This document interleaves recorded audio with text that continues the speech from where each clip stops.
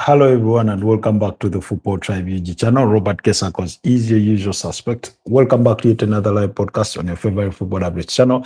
It's a pleasure to be back with you on this beautiful Friday night. Oh, is it Friday or Thursday? Jesus Christ. Oh, shit. Today is Thursday. All along, I was thinking it was Wednesday. Anyways, it's a Friday morning, 1 minute exactly to the top of the hour, over 2 a.m. In Uganda. And it's a game between Croatia and Portugal, for which we are going to be doing the watch along as I had promised you earlier. So that's why we are back, and I'll be hoping that a good number of you do join us for this watch party that has come with some incredible news.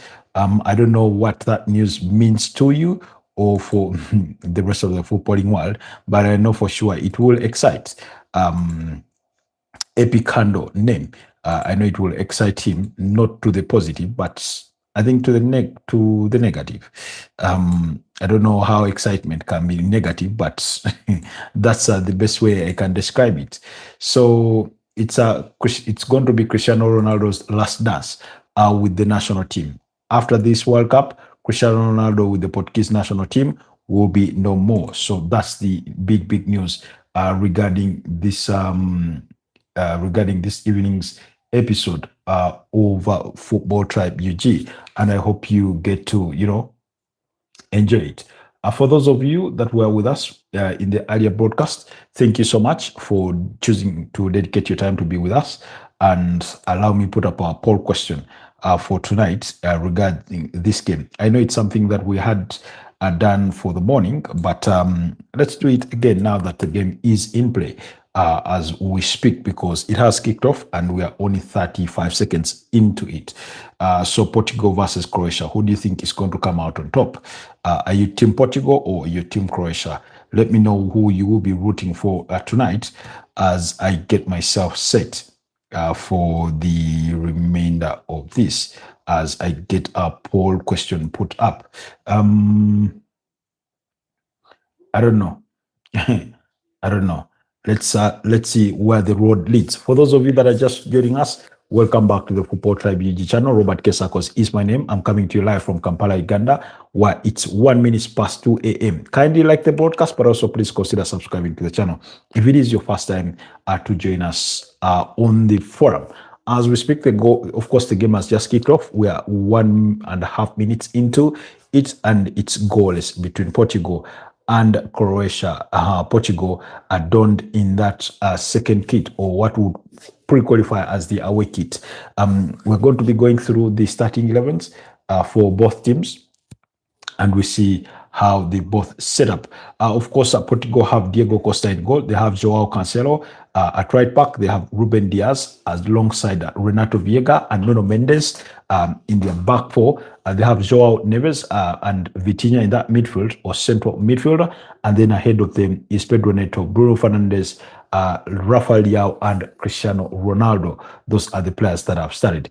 Please also partake in the poll question for tonight on who you think will win the tie between Croatia and Portugal. Who do you think will come out on top? Who will advance to the next level of the competition? Lolo, you say hello. Hello, Lolo. Good to have you on the podcast. Where are you joining us from on this beautiful night, afternoon, evening, wee hours of the night, or early in the morning? I don't know, depending on what part of the world you could be joining us from. Then on the side of Croatia, they have Livakovic in goal. They do have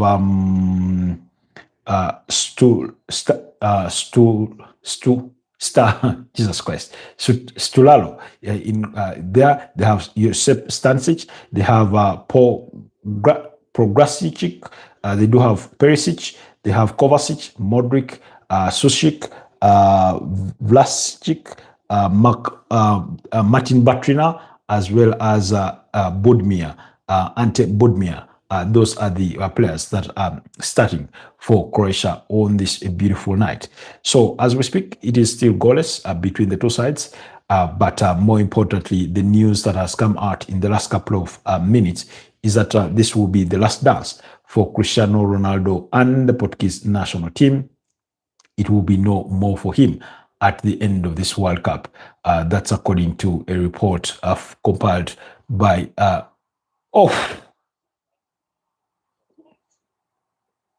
Bruno Fernandes nearly opening the account for Portugal, but his 2 attempts have been blocked out.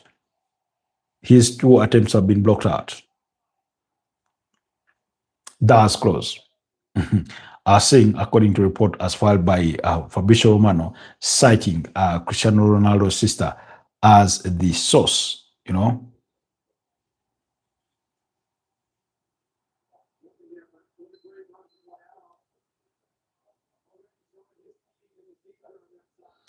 Anyways, so far so good. Portugal looking to press quite quickly, looking to get that early goal. Vitinha looking so brilliant already in that midfield. Come on. Nuno Mendes inverting on the inside. Bruno Fernandes pulling himself a bit deep, looking to identify where Joao Neves is. Obviously, Cristiano Ronaldo dos Santos Aveiro is leading the lines, and he scored about some.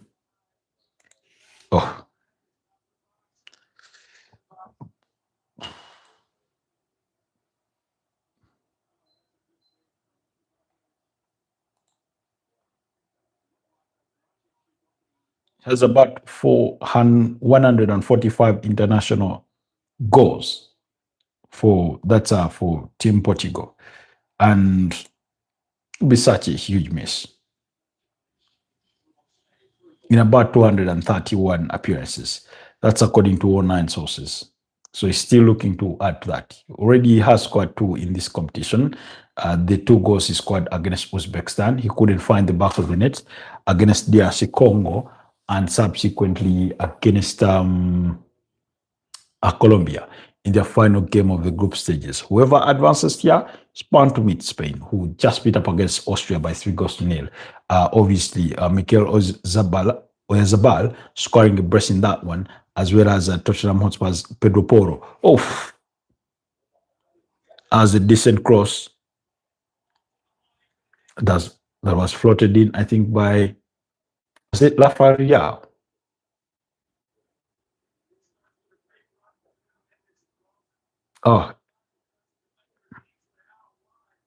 Rafael Leao with the cross.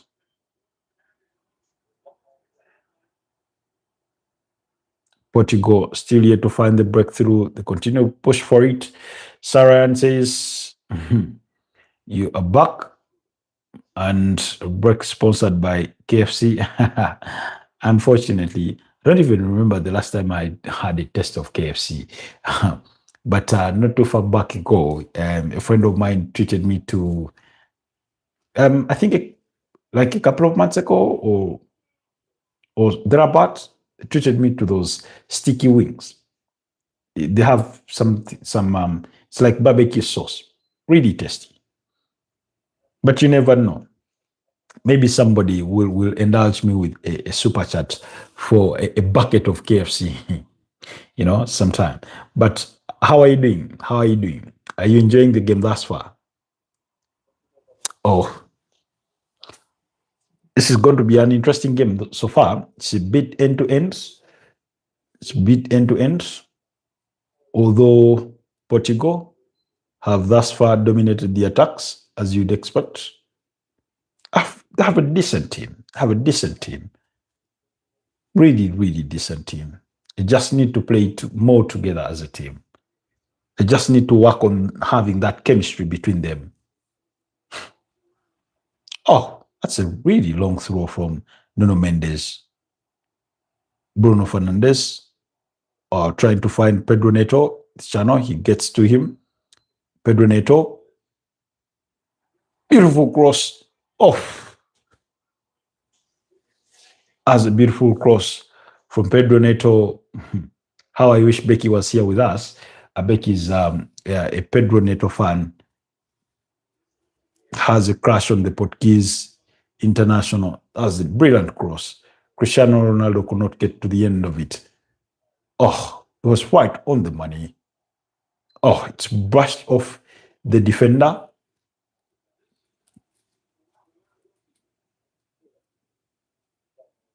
Pedro Neto couldn't believe his eyes. Could not believe his eyes.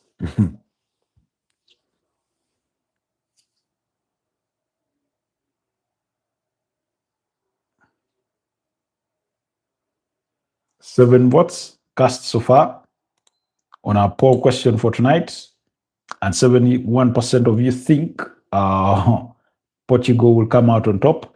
You say, bro, whatever you do, just focus on God and get closer to Him. Money is nothing for Him. I just know everything will be fine for you. I'm quite positive. I'm quite positive. I keep believing. Sometimes when I tell people this is the third year, or at least by August 8th, we'll be making 3 years old on this channel. Some people find it a little bit unbelievable. Somebody asked me, what keeps you going if you're not making money out of it? And I told them it's the passion for me, because it's the passion that drives me. I've loved football long enough that my passion for football supersedes whatever benefit that may come out of it. But more importantly, this platform has given me the opportunity to interact with people from far and beyond, people from different parts of the world, people that have been kind to me, people that I interact with on a daily basis, people that help me forget that sometimes life is not going the right way, but when I come onto here and I turn on, the camera, we have a different conversation and things like that. So, and then you sometimes we interact on things other than just football, just to make life make sense in a way, and it's just beautiful. It's just beautiful, it's just amazing. Somebody joins you from the USA, another from South Africa. Tomorrow it's somebody from India, somebody from Norway, places you only hear of, and people are kind to you. People dedicate their time to you. What I do is not unique from what others do, but because I'm not the only one that does it. But when somebody spares their time and say, I'll keep supporting this guy, that's all I can thank God for, Say that's amazing. I can't believe I only found you about a few months ago. Yeah. But yeah, let's keep up the interaction.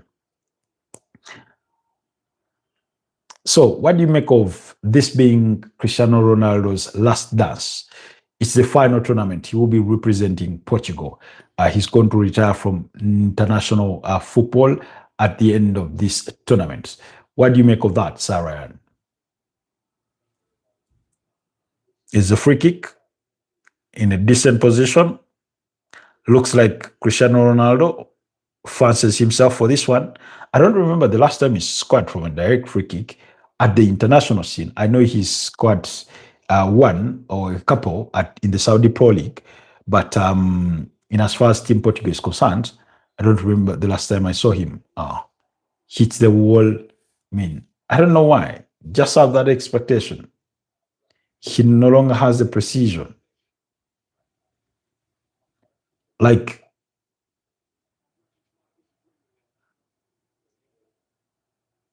oh,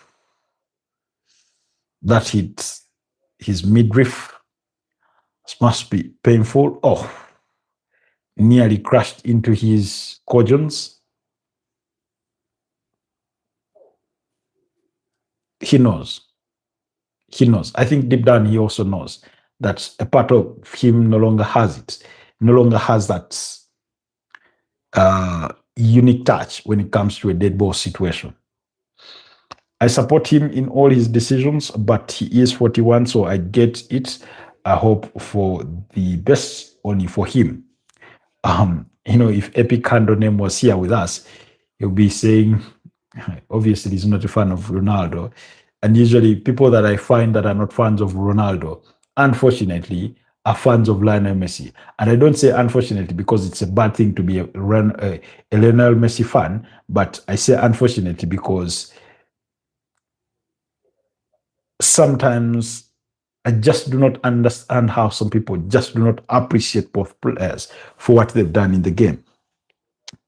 Smiley Clips says Congo lose. Yes, Congo lost.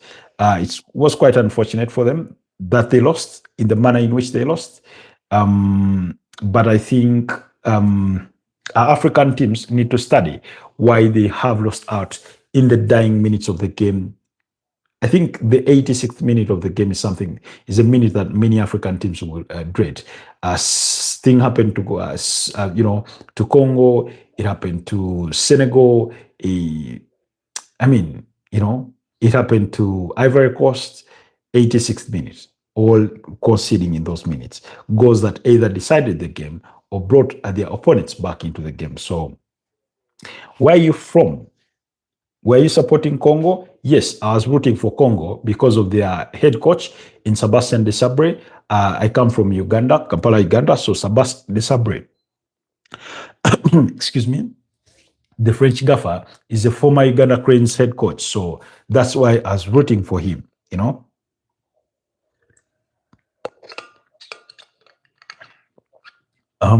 Okay. Congo at home. Okay. Farouk is saying, I do not know why Bruno doesn't stand in those free kicks on the left side. It's because they do not trust him like United does. I don't know. I also feel that he should be given the opportunity to have a crack at them.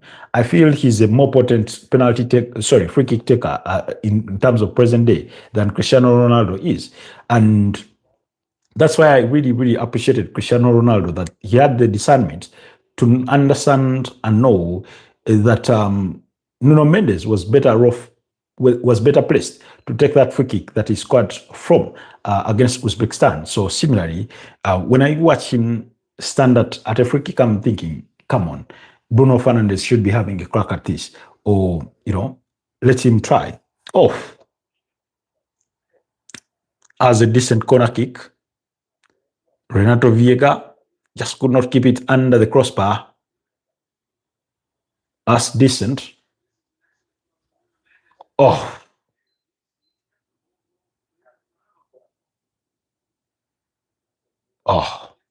They've had a couple of those chances, just still failing to find the back of the net.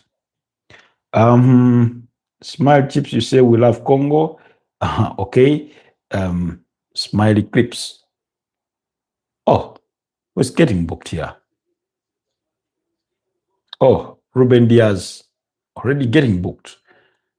Game is still too young for him to be getting booked. And he looks on in disbelief, but it was for what appeared to be an elbow on his opponent. Do you speak Chinese? No, I don't know how to speak Mandarin. I don't know how to speak Mandarin. Do I even know a single word in Chinese? Nah, I don't think so. I don't think I do. So, Gladiator, Cristiano Ronaldo is hanging up his boots at the end of this World Cup. Win it or lose it, crash out today or at the next stage when they meet Spain. Where do you see this one slice? He's finally ready to say, I've done my absolute best for Team Portugal. At least he has, 2 titles with the Portuguese national team? Is it 2 or 3? Because that's they won the Euros 2016. You remember that goal scored by Eder in the finals when he got injured. Then they won the UEFA Nations League. So 100% confirmed. That's Cristiano Ronaldo's sister. And I mean, who would better place the sauce than for it to come from Cristiano Ronaldo's sister,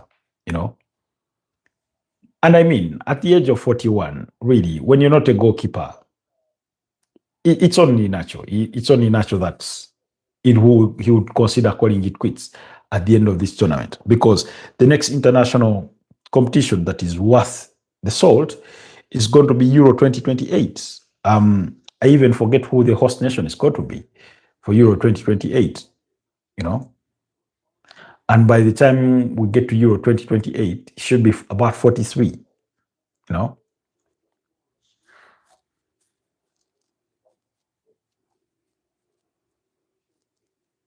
Croatia looking to defend a bit deep, looking to catch this Portuguese on the counter-attack. But so far, things are not happening for them as they would have hoped.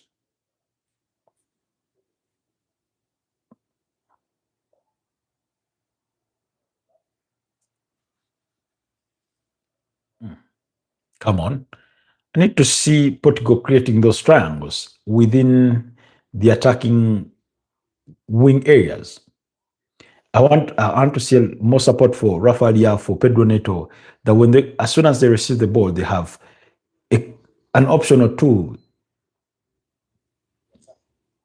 to whom they can, play that ball to, or at least help them drag the attention of the opponent's defense so that they can try and find the spaces in between. You say, yeah, it's difficult. He looks good for his age, but time certainly catches up with you. Yeah. He finally caught up with the likes of Gigi Buffon. I do not think Manuel Neuer will continue beyond this World Cup with Germany. I suspect he's going to hang up the boots. Leandro Ochoa, the Mexican goalkeeper, we saw him coming in that game, in that 3-0 victory against Czech Republic. So this is his 6th World Cup, just as it is for Messi and Ronaldo. So I think it's only natural. We have a saying in our local language that even a good dancer must leave the stage or the dance floor. So I think that would apply for Cristiano Ronaldo. I thought Felix had a good game. Yeah, he had a good game. That was against Uzbekistan. The game between Portugal and Colombia, I did not watch, and I did not regret not watching it because after all, it ended goalless anyways. So I don't know how his exploits were, but so but they do have some bit of good chemistry between him and Cristiano Ronaldo, at least to the extent of Al Nassr, where they both ply their trade. Why didn't Chelsea give this Viega guy a chance in the defense they had last season? I mean, I don't know why they never gave him a chance. Maybe because he's still young, but he was out on loan. I don't remember particularly to what team, but he was out on loan, and then he signed for Villarreal. And when you look at the profile, some of the defenders that they kept around, to me, his looks, I've not watched him game in, game out, but for the few games that I've watched him, he's looked better than the likes of Benoit Badiashile. He's looked better than Tosin Adarabio, So it's a fair point to make, Gladiator. It's a fair point to make, or a fair question to ask, So, good analogy. You thought a spoon on the floor and it makes a sound. That's a word in Chinese, carrying meaning. Gladiator is reminding me of those jokes we would have. If you dropped a spoon on the floor, whatever sound came out of it qualified for a Chinese word. Language can be something both interesting, fascinating, and intriguing, as well as funny, especially when you do not know it and you hear people are speaking it. I'll give you an example. We have a local community or an indigenous tribe of the Lugbar. Now, I remember living in an area that had the Lugbar. And at one time I found them, when you're walking on the road and you find two people talking. So when I found them talking, it appeared as though they were quarreling until one burst out in laughter. And I was thinking to myself, so that was a conversation? That's how you guys converse? Because I didn't understand anything that they were saying. So they could pass for two people quarreling, and yet they were enjoying their conversation. But it was my ignorance of the language that led me to believe or to think of it that way. Portugal having decent deliveries from their corner kicks, but still failing to get to the good end of that one. It's the time for the hydration break.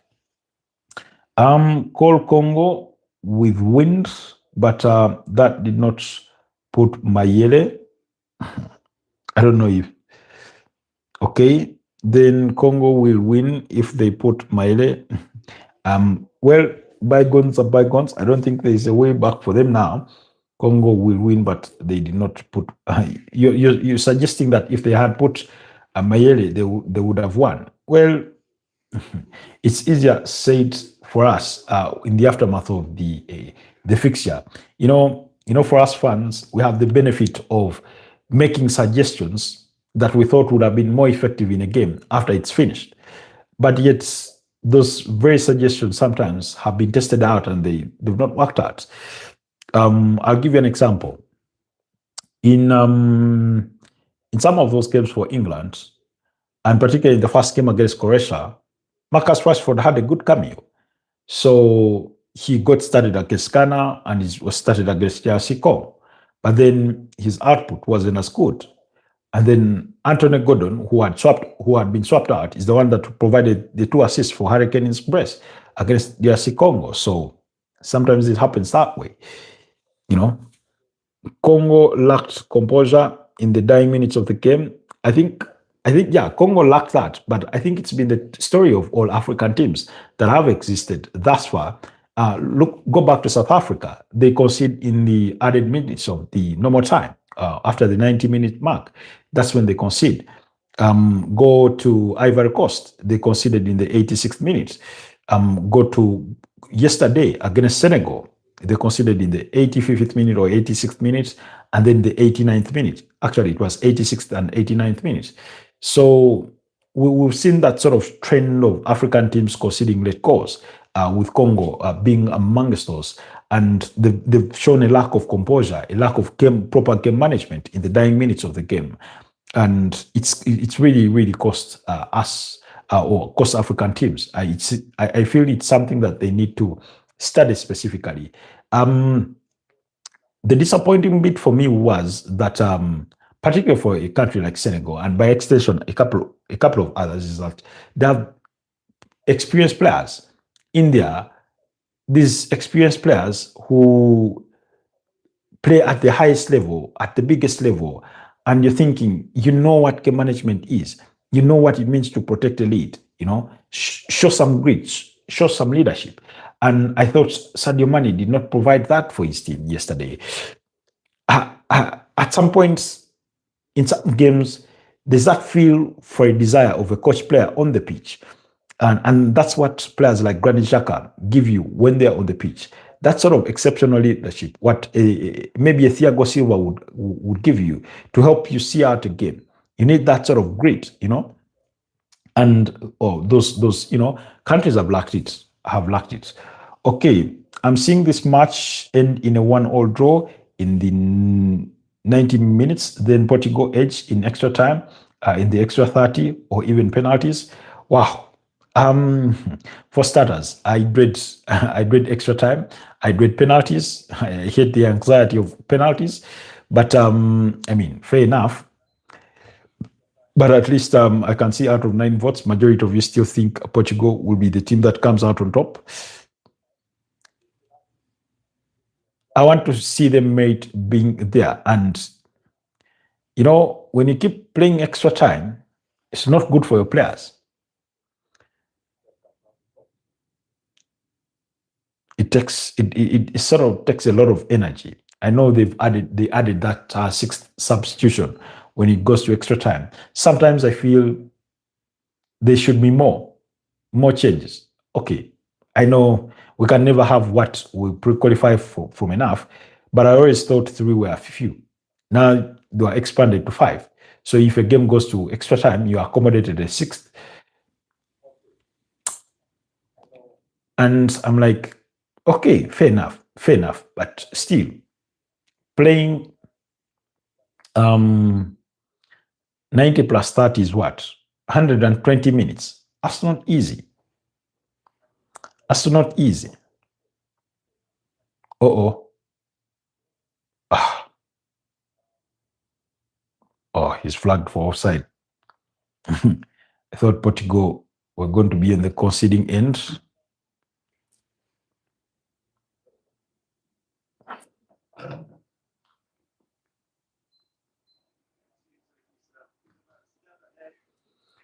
So let's hope for the absolute best on this one.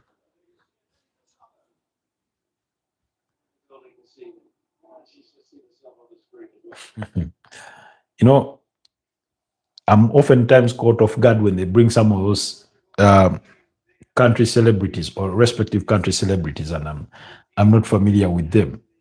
You know, I feel like I'm lost for a second. I've seen a couple of movie stars and other sporting discipline stars that have been cast onto the screen. Oh, what a miss.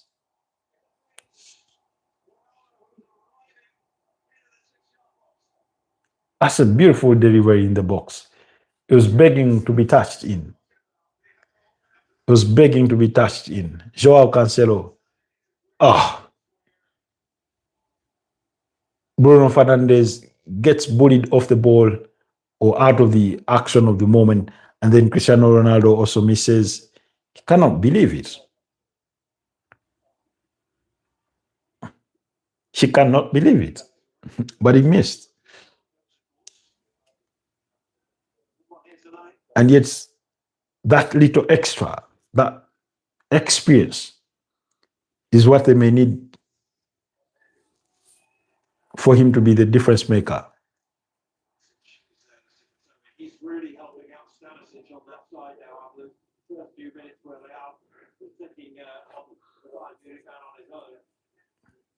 Meanwhile, Tottenham Hotspurs are interested in signing Rafael Leao. I've already said whichever team grabs him will have quite a player on their hands.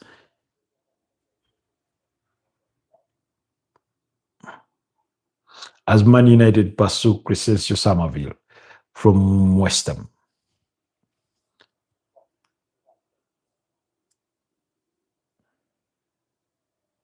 We are soon seeing rules change to do with substitution on the already done substitutes to come back and provided is fit. Oh, I've already seen that in basketball, and I thought, why can't football accommodate it? Now, I don't know if it would qualify for wasting a lot of time. You know how you have a player that is a really, really good dead ball specialist, but in the overall context of the game, they may not look that decent. Sometimes I'm there thinking to myself, how about teams would be permitted to bring on, let's say, a dead ball specialist when they win, let's say, free kick, and he comes, does his thing, and it goes off. But then I realize it will waste a lot of time if players keep having to be swapped in and out. But when it comes to bringing back a player on, it almost sounds inconceivable in my mind that such a thing can be done. And the reason as to why it sounds that way, or it feels that way in my head, is because I'm not accustomed to it in the footballing sense. I know it happens in basketball, where somebody is literally given a timeout to catch his breath, and they bring on some fresh legs, and then the rotation goes on and on. I've seen even MVPs being swapped out at some point, just to have them or help them catch their breath,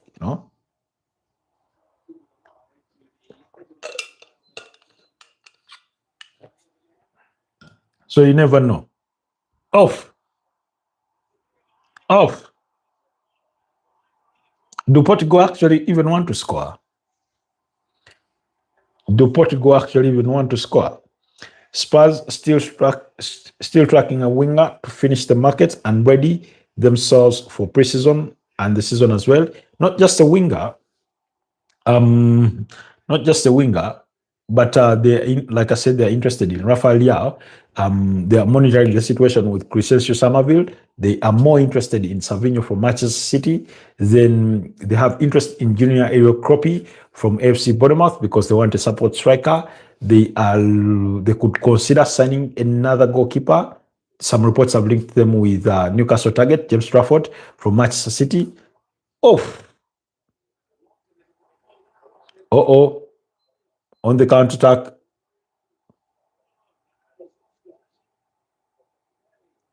I felt like a kick in the leg.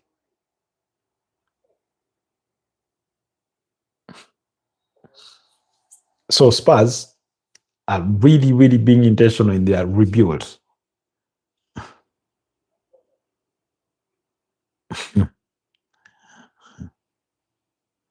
Let me see. Where is this game being played?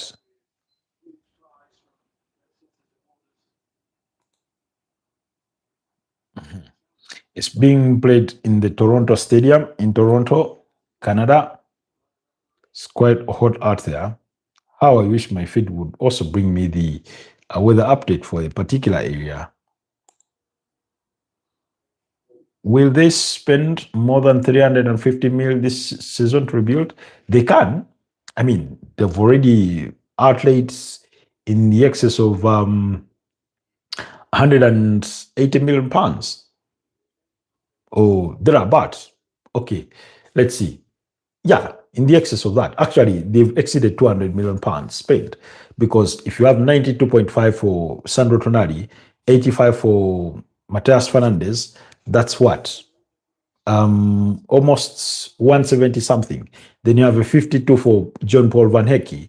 Um, that brings it to about 230. So, and if they are still interested in all these other characters that we've highlighted, then yeah, they could sort of spend that much. I think they are capable because previously, first of all, they've not been overspending in the last couple of windows. Two, they have always had the resources because they lived on a controlled budget when it comes to their wage bill. But then more importantly is that they are also going to make some trades, like sell some players. For example, they did agree a deal worth 46 million pounds for the sale of Luka Vuskovic, the 19-year-old Croatian centre back, who is going to go to Brighton, of course, with about 4 million pounds in expected add-ons. Then you have a player like Lucas Bergvall, the Sweden international that has requested to leave. Maybe you get maybe anywhere between 40 to 50 million pounds out of that. Then Newcastle are interested in signing Achai Gray from Tottenham Hotspurs. They could consider accepting offers for Christian Romero in the wake of having signed Marco Senesi and Van Hecke. So, yeah, they could. So, at the end of the day, they could raise more than 150 mil. So, essentially, it will be that they've spent about 200 million pounds. So once they balance themselves out on vis-a-vis what they've spent and what has come in. So we'll just have to wait and see. Steve Harrington says Croatia have a chance. I think every team has a chance. Everybody has a chance. On paper, some games look simpler than others until that whistle is blown and the game kicks off. But I feel that Portugal's usage of the width of the width areas is still a bit lacking. I feel like these wingers are capable of giving us goals, but what makes it difficult is the limited support that they are receiving from the fullbacks, from the midfielders. You know,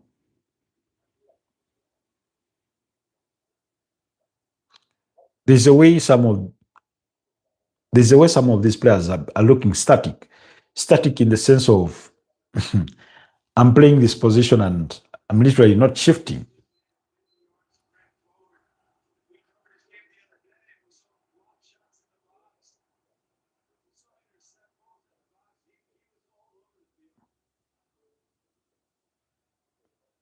I want to see I want to see them being a little bit more fluid in a way.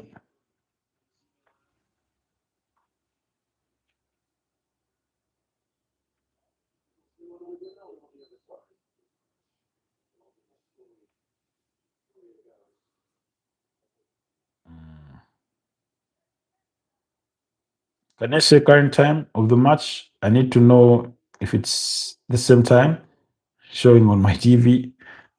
Current time. 38 minutes, 27 seconds.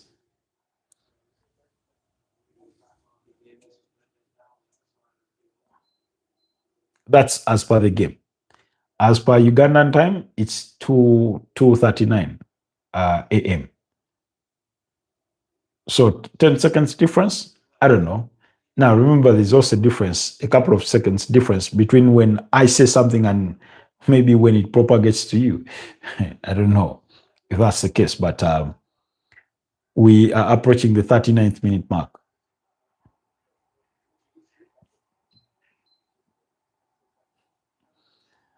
But you know that that's a small difference.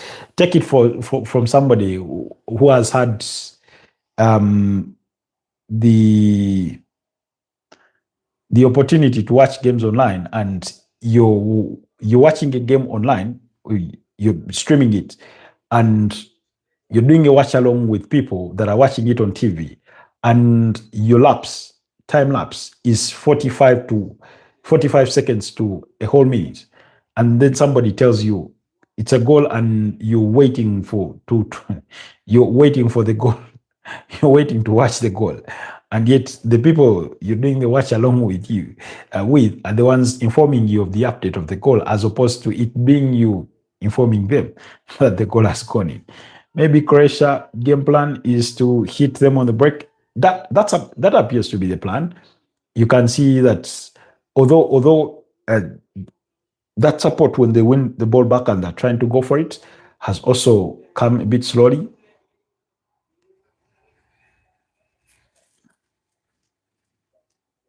I think must be their game plan. I mean, and it's a fair game plan to have, especially when you respect the difference in quality. But I just don't want them to respect the Portuguese so much.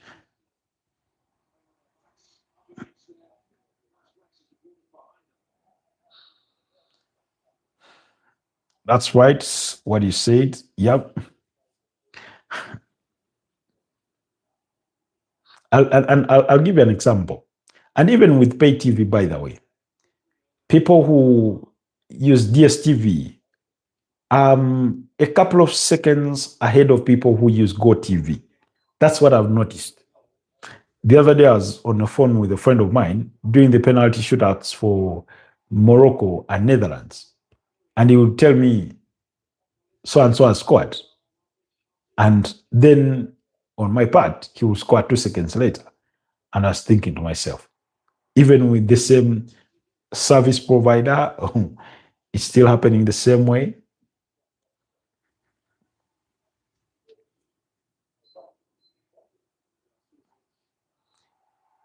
If Portugal dare concede fast, they'll understand what it means to defend the game. They'll understand why Croatia are very, very good defensively.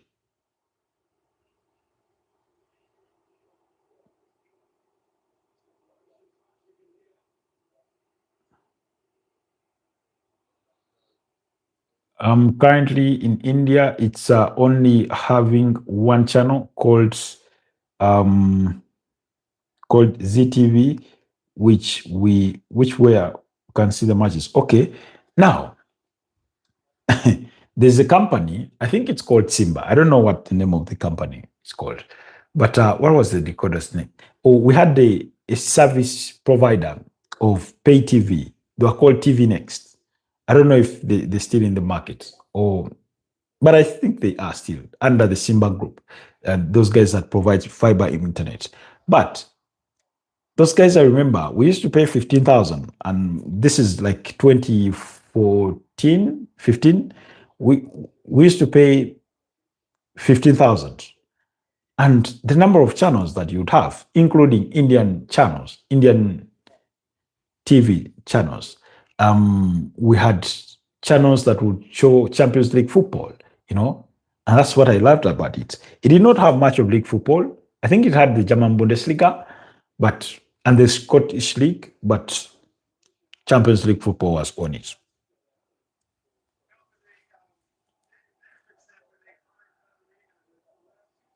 We are edging closer to the end of the first half, but you say we have to pay $7.5 to watch the whole World Cup separately. Oh, to watch the whole World Cup separately. $7.5. How much is that? Let me see. But that's fair. That's fair. That sounds fair. $7.5 sounds fair. That's less than 30,000 Uganda shillings. About 20, let me see. FC 12,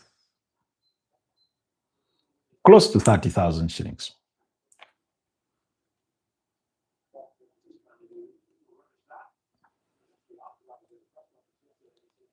Let me try and find out what 7.5 USD to UGX amounts to.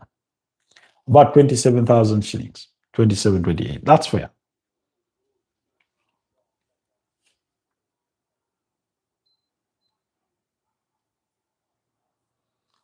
What's the most popular phone brand in India? Meanwhile, it should be around 5 a.m. in India or coming to 5 a.m.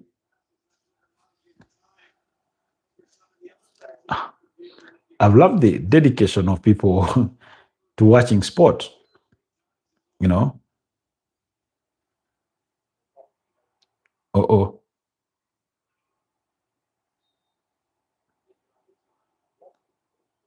5:15 a.m. now. Okay. So spot on.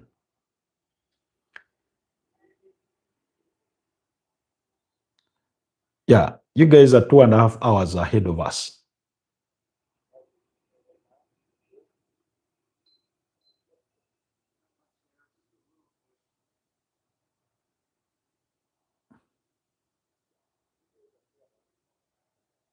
Croatia I'm maintaining a very compact shape.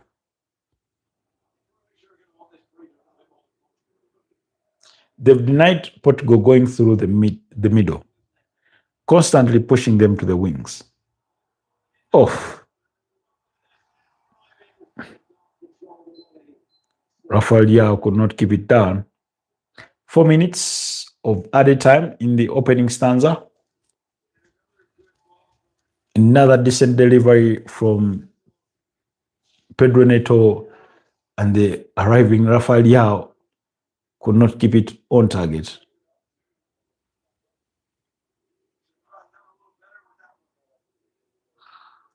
Meanwhile, the next game kicks off at 6 a.m.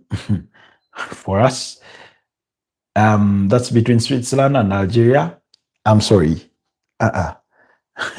May have to catch that one in the replay, because that's I'm actually, that's why I'm hoping. I'm really hoping that this game does not go to extra time and penalties, because then if it ends at 4 a.m., I can go catch some sleep. Just maybe I can wake up in 2 to 3 hours time and catch at least the second half of the game between Switzerland and Algeria. Are you working? Yes, I'm working, but not in the format of AM to PM, but I'm working.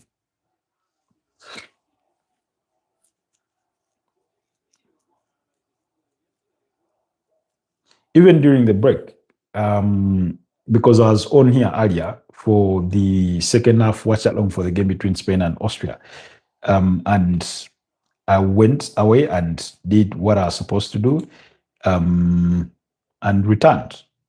So, and returned.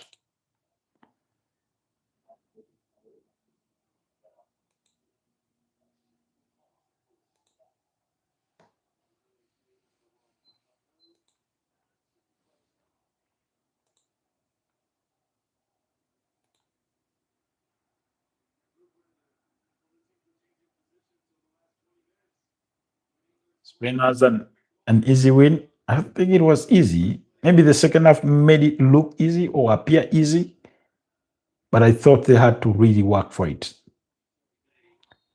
So they had to work for it, particularly in that first half.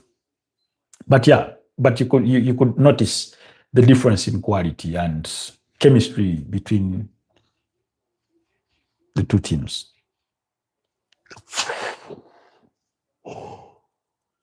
Excuse me. That is the tired me.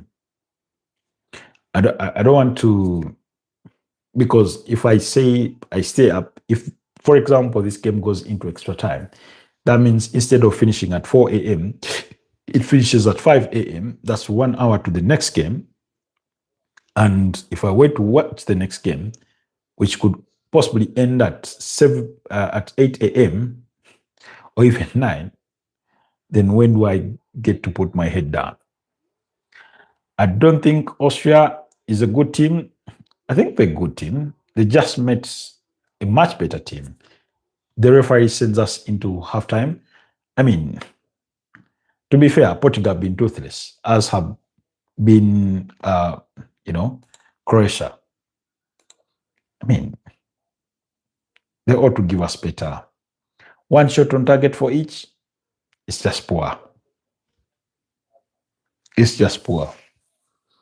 Portugal dominating possession, going forward, they've looked dominant, but they have nothing to show for it. And in a game of small margins or fine margins, the difference that decides whether you go through or you get knocked out can be really, really small. Jesus Christ. Bloody rubbish game so far. I think you're gonna support Ghana against Colombia, right? Yeah, I've already said it. Ghana is my team. I support Ghana oftentimes. Saran is very, very unimpressed. Yeah. He's very, very unimpressed with the display. I mean, it's disappointing. Anyway, according to some some reports, he says that that the interests from Arsenal in Konsa is real. Is real.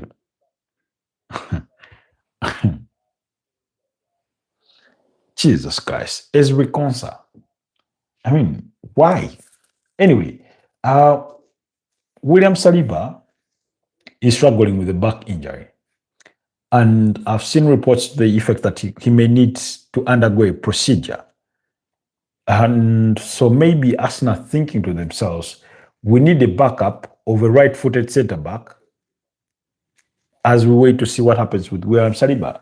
Because there's a world in which it is possible, maybe you lose him to injury for a good chunk of the season. So they need to prepare themselves for that, for that likely scenario. And I think it will be asking a little too much to say we have to rely on Christian Mosquera alone if that were to be the case.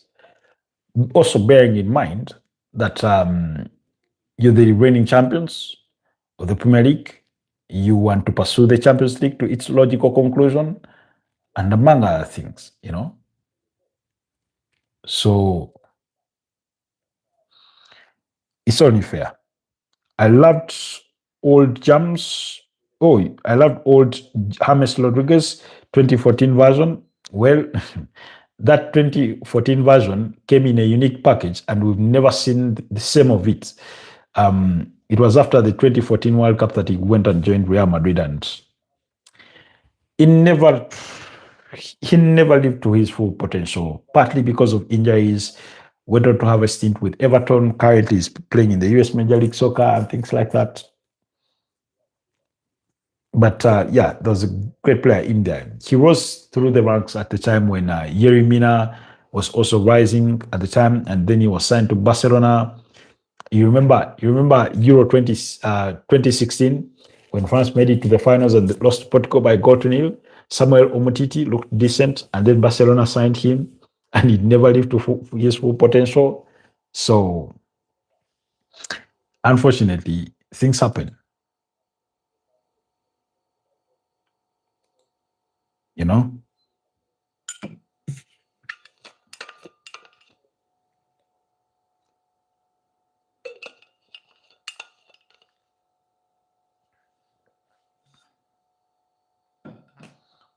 There are so many teams not qualified, like Wales, Russia, and all. I mean, yeah, Ukraine, Wales, um, Russia were banned from competing because of the Russia-Ukraine war. And yet, when it comes to Israel, when it comes to USA, yeah, FIFA turned a blind eye. FIFA choose to turn a blind eye. So that's very unfortunate.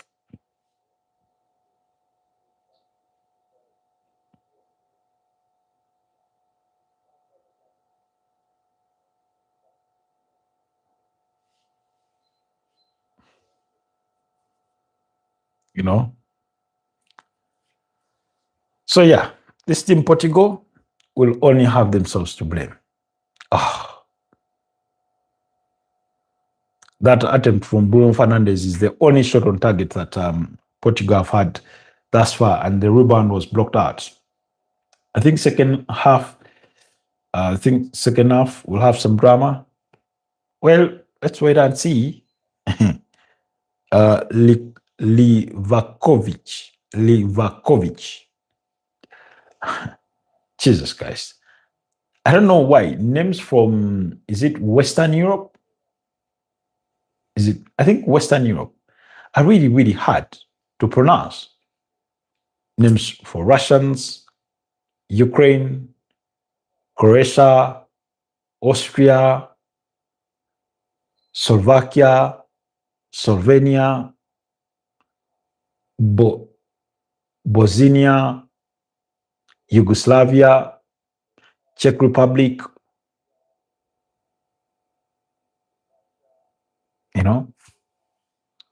Kramaric. Rich. Okay. Nigeria, Denmark, Romania, Slovakia, Serbia, Hungary, Yeah, North Korea. Have North Korea ever participated in the World Cup? Not that I know of. I don't know. Have they ever? It's all the Balkan regions, the Slavic languages. Okay. Oh, so they are called Slavic languages. I mean, Vic, that Vic. I think Georgia should be one of those, or should be added to that. You know,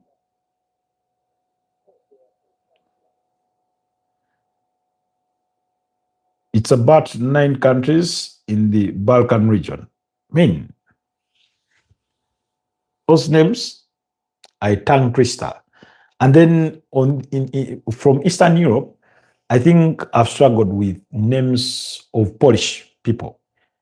Poland, some like Lewandowski. Okay, that one is easy because we constantly heard of it.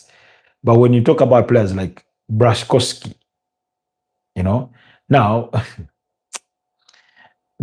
you'll never you'll never understand how I used to pronounce Jakub Kivio's name.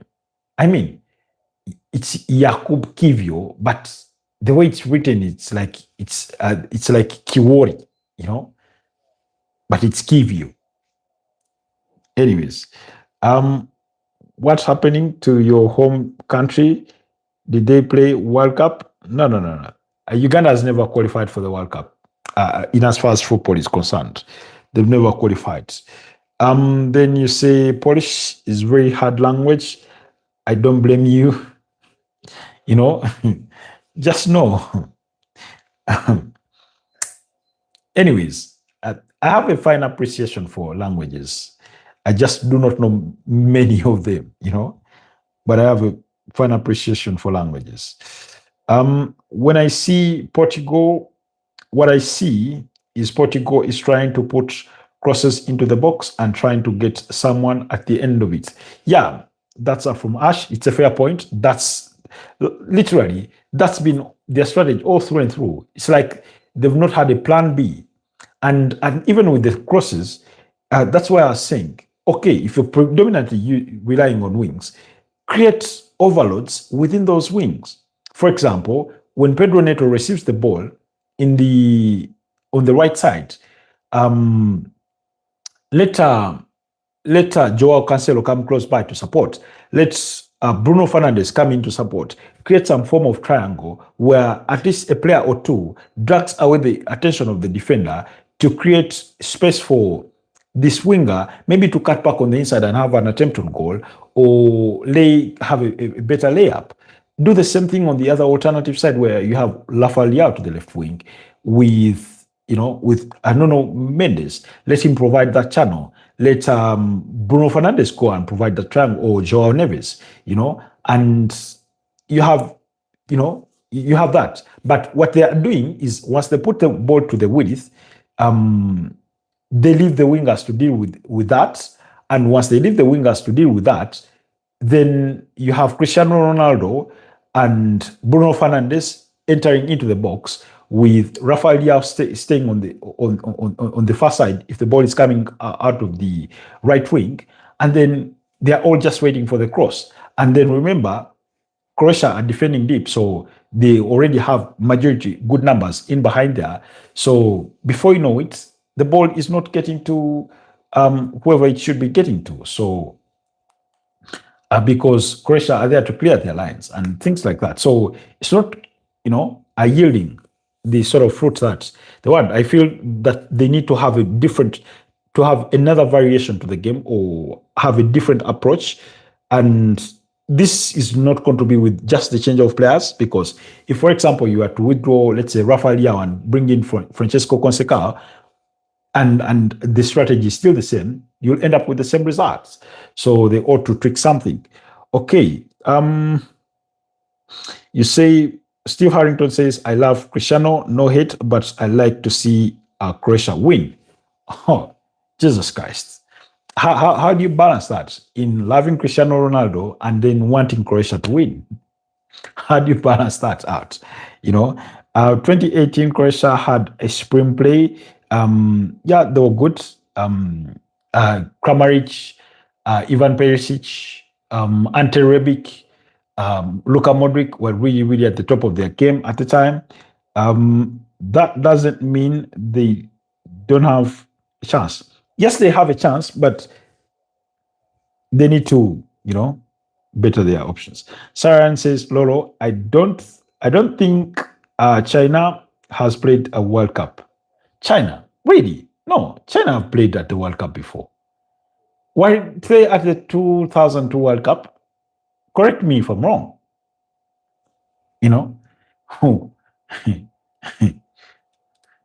Weren't they? I think they've ever played. I seem to remember them playing at the 2002 World Cup. Yeah, at the 2002 World Cup, China played. So it's India that has never played, at least to the best of my knowledge.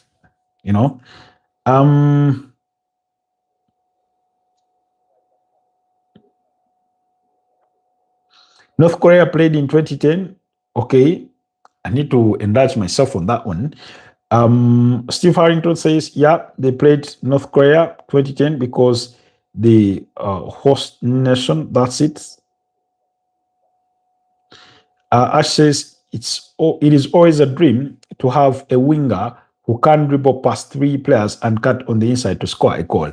And now, yes, it's a dream to have it.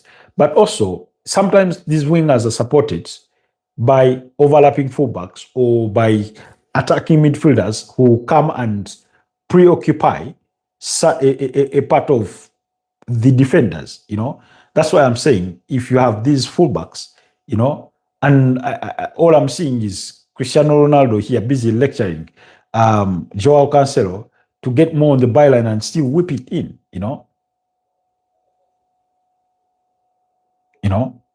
How is that different? Let's see if they come up with a different strategy, because they are returning to the pitch for the second half. I would want to see a different dimension, because they've not done anything down the spine, through the middle, straight through the middle.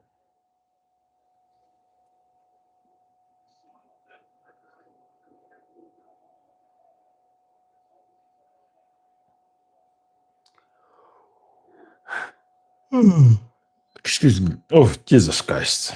That is me. That is my body telling me, my body and brain telling me it's tired. And by the way, the reason as why I may not watch that game or may not stay up for that game between Switzerland and Algeria is because the following day, which is tomorrow, okay, Friday, which we are already into, there's a game at 9 p.m. between Australia and Egypt. Then there's a game between Argentina and Cape Verde at 1 a.m. Then there's a game between Colombia and Ghana at 4:30 a.m. So I would want to watch that game between Ghana and Colombia at 4:30 a.m. So for me to be able to catch it, I need to rest my body a bit. I don't want to put my body into overdrive.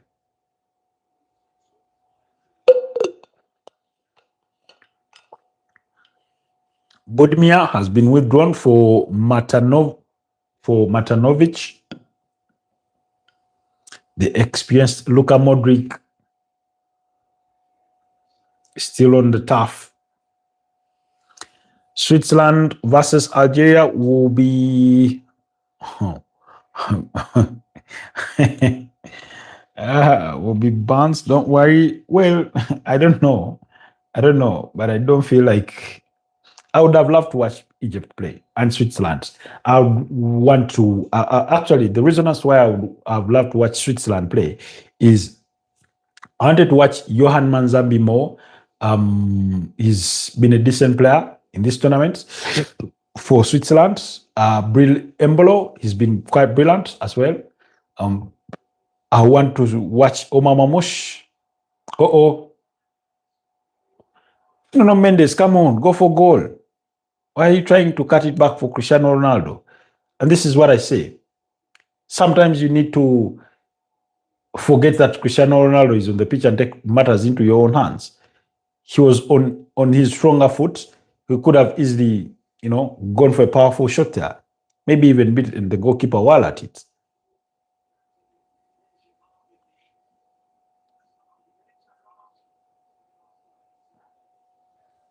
So, anyways,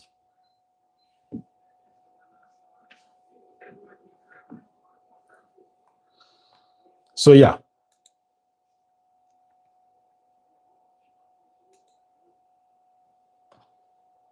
really,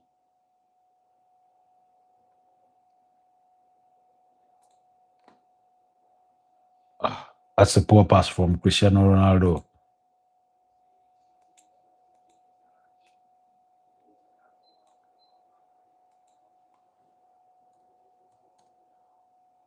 Oh, Croatia. Out gap back wasn't as decent as you'd have loved it. If Croatia dare score, Portugal will find a hard time cracking them because they will then defend quite diligently.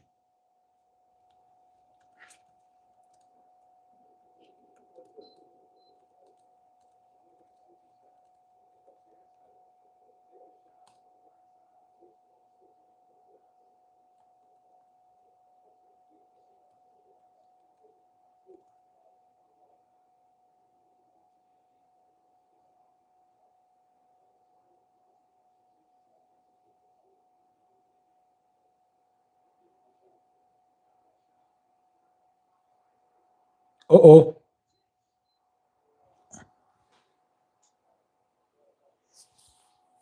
Croatia nearly scored through Mateo Kovacic. Croatia nearly scored through Mateo Kovacic. Oh, unfortunately, he could not keep that on the target. Oh, I think that's the goalkeeper put his foot in it.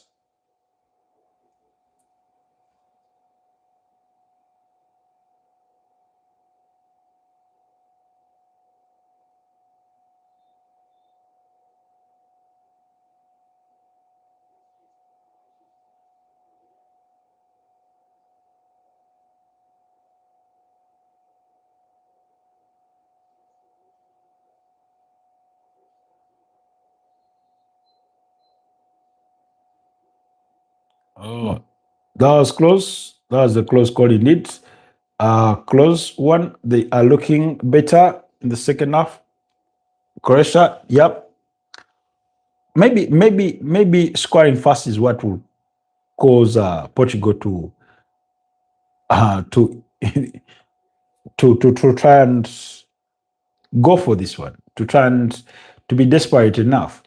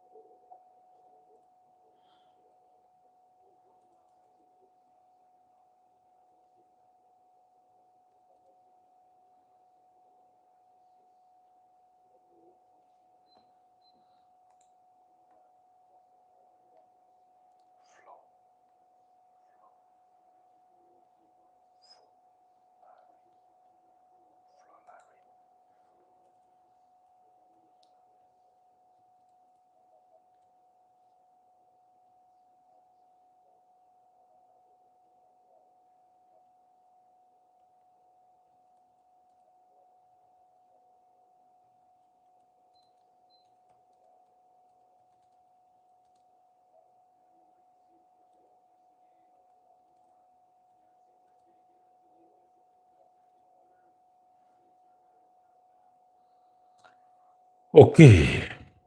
Uh-oh. Portugal win the ball back. Rafael Yao had his pass intercepted.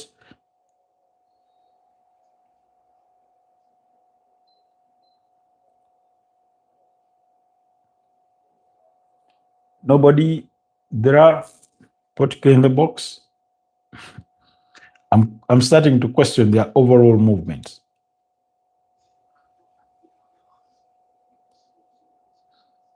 I'm starting to question their overall movement.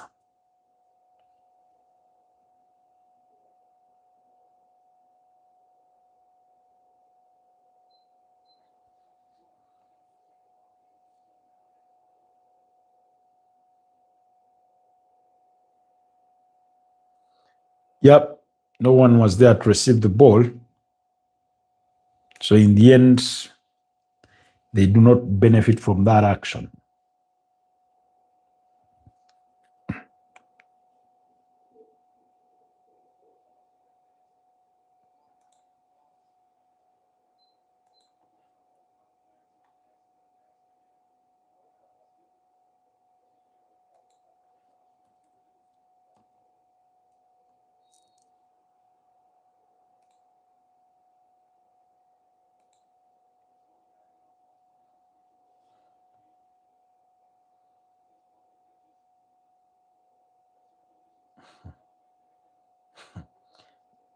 Virginia thinks he's going to go through everyone.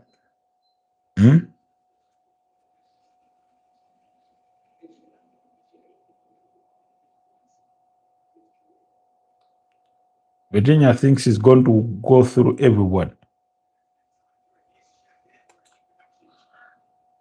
Is Virginia a deep line playmaker? Sometimes he behaves as such. He's capable of some bit of creativity and playmaking, but with Portugal, it's not yet come off the way he executes it with PSG. Because when he's playing with PSG, he roams the entire pitch.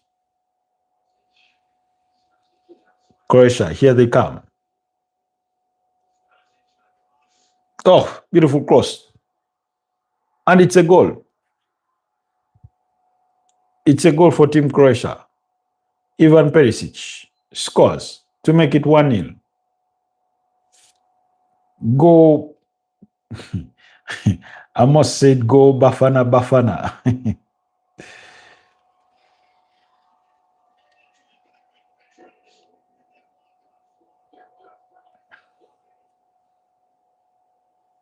Now you can see what I was talking about, creating overloads on the width. What Croatia did, they had that extra man to lay up the ball to before the cross is being brought in. Look at what happens on their left, on their right wing. that extra channel.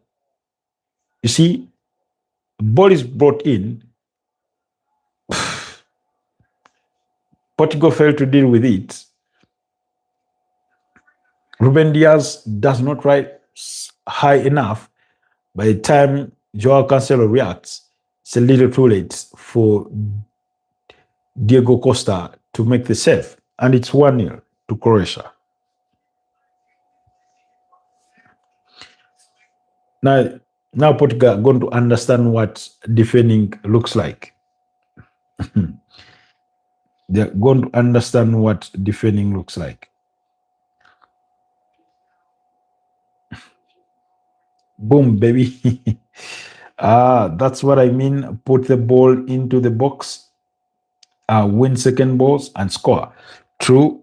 I see that overload, very inevitable. They need to sub Cristiano Ronaldo. I don't think subbing Cristiano Ronaldo. I don't think Cristiano Ronaldo is their problem. He's not.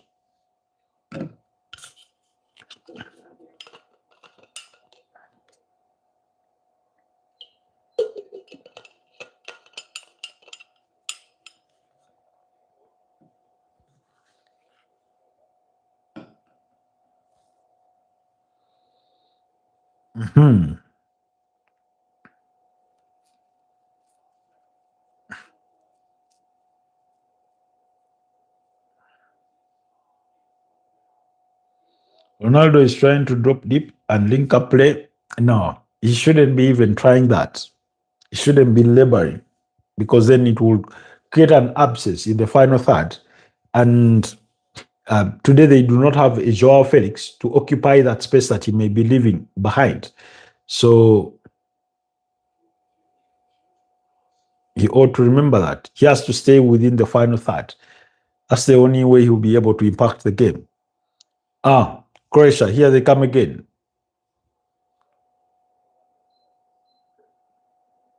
Timely support. And it's a goal. But the flag goes up for offside. But it was goal number 2. It was goal number 2. Croatia are finding the spaces through this midfield, through this back line. He's way offside.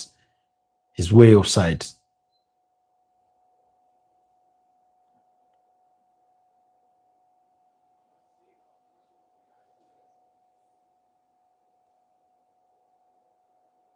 Ronaldo didn't have a single touch in the Croatian box because they're not bringing in the balls. So that's why I'm saying it's not a Cristiano Ronaldo problem.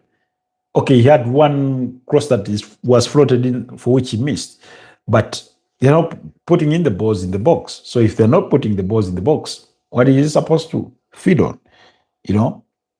So that's why I'm saying it's not a Cristiano Ronaldo problem. It's a Portugal problem. They should be doing better. Saran says, that's what I'm saying, Steve. He needs to get subbed. Ronaldo, no. Rafael rattles the crossbar as close to an equalizer. Now, that's what I was saying earlier on. They need to quit looking for Cristiano Ronaldo in every little bit of action and take some responsibility. They need to try and see if they can shoot from distance. That's what I was asking for Nuno Mendes in the earlier moment from the second half. Bernardo Silva, not on the squad. Not that his absence would mean much because they have a Ruben Neves in there if they need to tweak things in the midfield. It's 3 versus 3. Soon to be 4. Renato Viega is only just returning. Diego Costa forced into a save. Croatia are being brave. And they're going for it. And they're not afraid to commit numbers up front. That attempt from Rafael Leao was quite sumptuous. Not enough pressure from the Portugal defenders. Yep, they're not putting enough pressure on the ball, but the way Croatia is also gliding through the midfield, it's almost like Vitinha and Joao Neves are not in the midfield.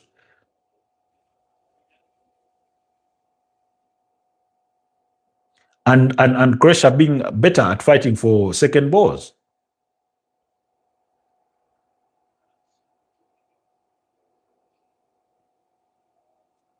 What is Portugal lacking? Just team spirit?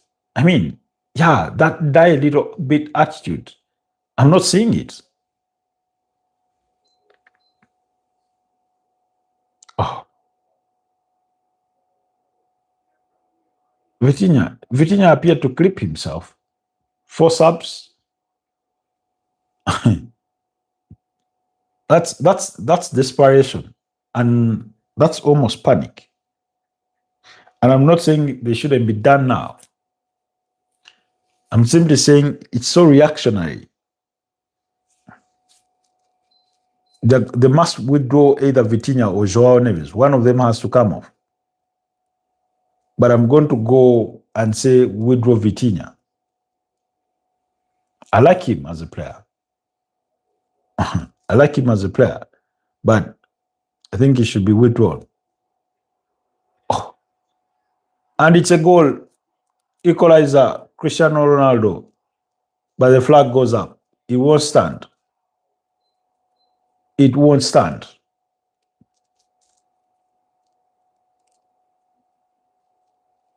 As a decent long pass from deep in to find Cristiano Ronaldo. Oh, that's going to be marginally offside. Come on, man. That was miles ahead.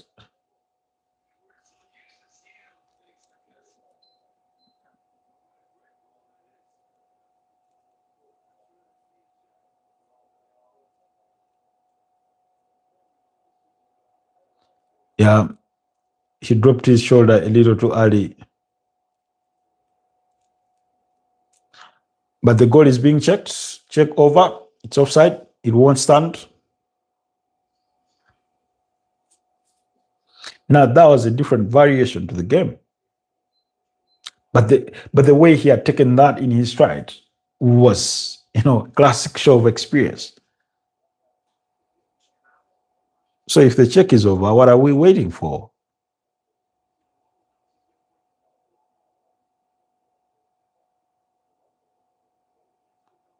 Okay, substitutions. Nelson Semedo is coming on. Bernardo Silva is among those coming on. Yeah, Vitinha is the right call. I don't know who is replacing him. Bernardo Silva is replacing Vitinha. Pedro Neto should be the other being withdrawn. Francesco Conceição coming on.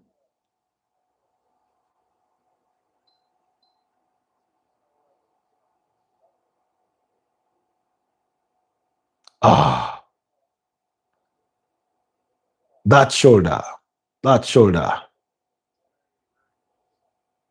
Cristiano Ronaldo could not believe it. Could not believe it. Okay.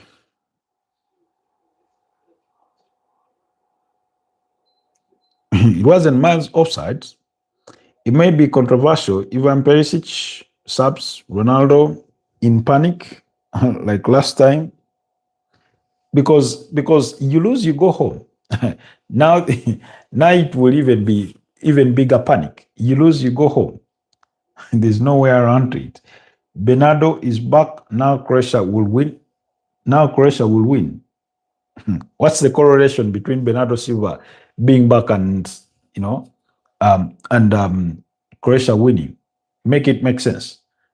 Tell it to me like a 5-year-old. So Vitinha withdrawn for Bernardo Silva. Nelson Semedo comes on for Bruno Fernandes. That's an odd substitution. Francesco Coseca on for Pedro Neto, Goncalo Ramos on for Joao Cancelo. That sounds like reverting to a back three because he's taken off he's taken off a fullback in Joao Cancelo and replaced him with a striker.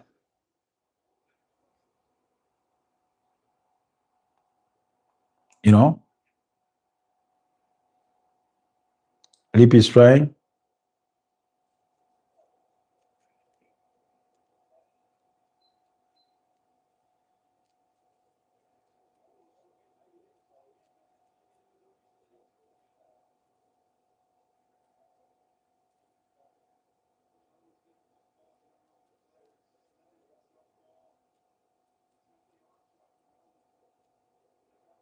What's not happening?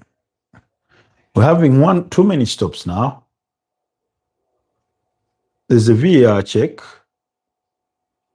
for possible foul on Renato Viega. Okay, that's worth it.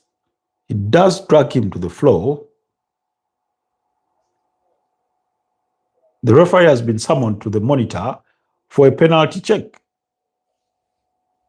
The referee has been summoned to the monitor for a penalty check, and I think it's going to be given because he's holding him and dragging him to the floor as he makes the attempt to play the ball, and he's holding him by both arms.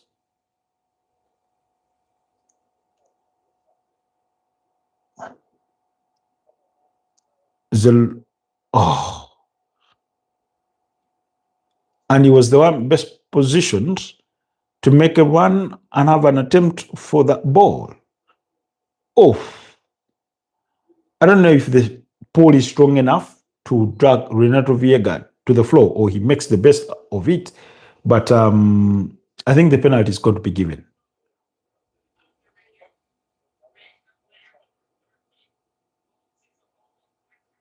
After review, it's a penalty. Okay, let's see who will take it. As if it's not going to be Cristiano Ronaldo that steps forward.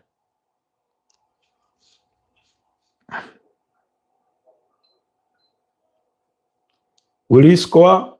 Your guess is as good as mine, and he had better score because otherwise, if he doesn't,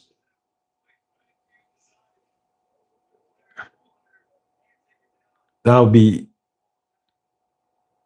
be nasty. That will be okay, not nasty, but demoralizing if he doesn't score.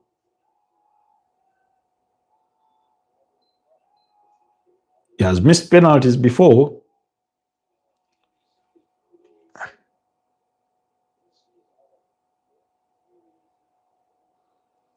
Portuguese having a chance now. Let's wait and see if he can score. He could miss. He has missed penalties before. Here he comes, Cristiano Ronaldo, and he scores 1-1. Nah, he shouldn't be over celebrating. Just pick up the ball from the back of the net and take it to the center and look for the next goal.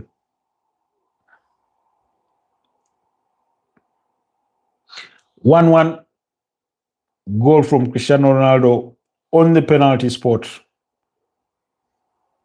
I think it was the correct decision to award the penalty because, I mean, that was a huge risk. Of course, lucky Ronaldo. What do you say, lucky Ronaldo? You create your own luck.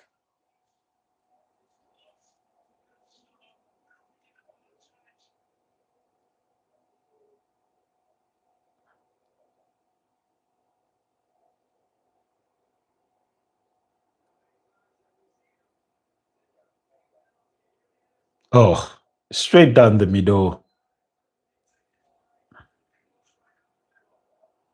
Straight down the middle where the goalkeeper was. Okay, it's game on. Gladiator earlier on, or aka Farouk, told us it was ending 1-1 in normal time, and then it will go to extra time and possibly penalties. So we are at the 1-1 point. Let's see what the corrections or where the corrections go from here. or whether Portugal can try and use this momentum. But very soon we're going to be going for the hydration break. Ah, no sooner had I said it than it was called.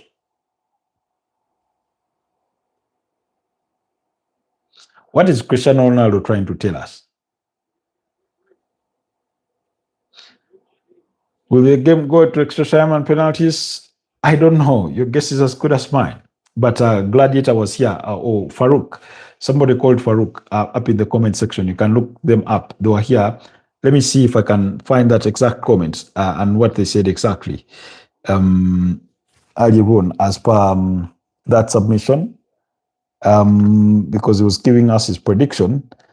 Um, he said, I'm seeing this match end in a 1-all draw in the 90, then Portugal to edge it in extra 30 minutes or even penalties. So he thinks Portugal will pull through, but you know, but so let's wait and see. So he's still here with us. He's still here with us. That's good. So we are at that point where he said it's going to be 1-1. Let's see what comes of this after the hydration break.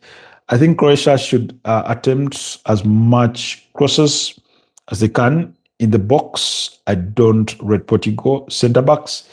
Um, I think their problems in the back line have not been to the effect or lack of effectiveness of the centre backs, but the whole defensive unit as a whole, particularly if you draw yourself back to that goal that they conceded. But more importantly, I think this midfield, I don't know, that substitution of Bernardo Silva, I appreciate it for what it is, but I don't know, my head is preoccupied with the idea that maybe Ruben Neves would have been a better fit because now you have, of course, Joao Neves is going to play as the 6 and Bernardo Silva as the 8. He's very good with recycling possession, but they're going to need more than just recycling possession. They're going to also need some a quick decision making when it comes to propagating passes through, whether to the flanks and all that. But more importantly, when you look at the changes that they've made, including the withdrawal of Joao Cancelo for a forward in Goncalo Ramos, basically you're having to play a 3-4 kind. It's 3-4-2-1 kind of system. Is it? Let me see. Or 3-5-2, whichever way you describe it. That sort of system, you know. These brain dead players who commit fouls in the box. Aha. Why do you call them brain dead? It's unfortunate that they make the fouls that they make, but long throw in the box. Uh-oh. At least the goalkeeper dealt with that one.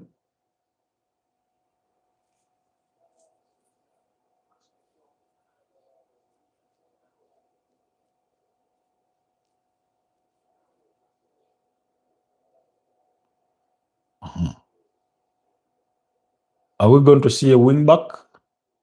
Okay. Oh, Mendes. Ivan Perisic is so underrated. I don't think he's underrated, but he knows how to turn up in big games, in big moments, and he scores you that goal. He gives you that performance that makes you think he's an exceptional player. But when it comes to the grand scheme of things, he will not live to the billing in other games. So he's more of a big game player.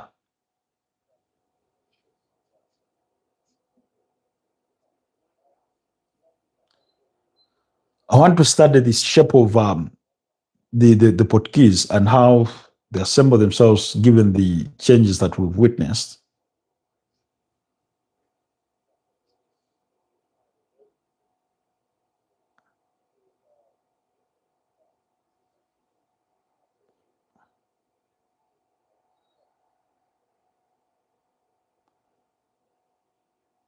I mean, Nelson Semedo, Coming in for Bruno Fernandes, that that piece of substitution, that one I did not understand. Okay, Semedo goes to right back, then Nuno Mendes is on. Koseka occupies right. Rafael Yao claiming for foul that is not going to get.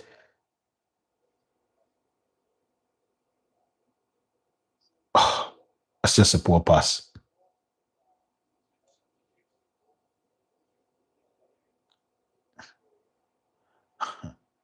There's a difference between trying to be fast and being panicky. Yeah, it's now a 4-4-2. I've noticed the swap with Nelson Semedo occupying that right hand side.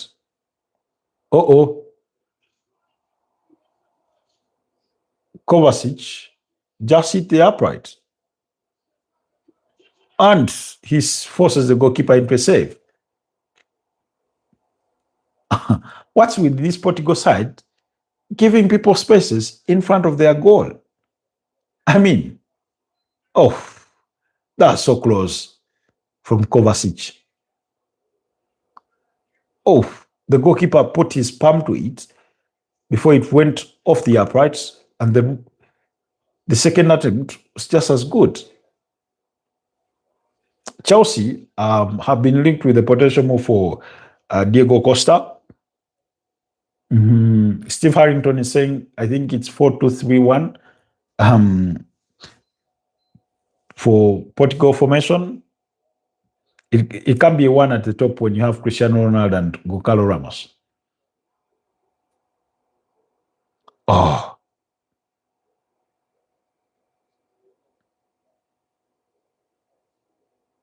Corner, good play.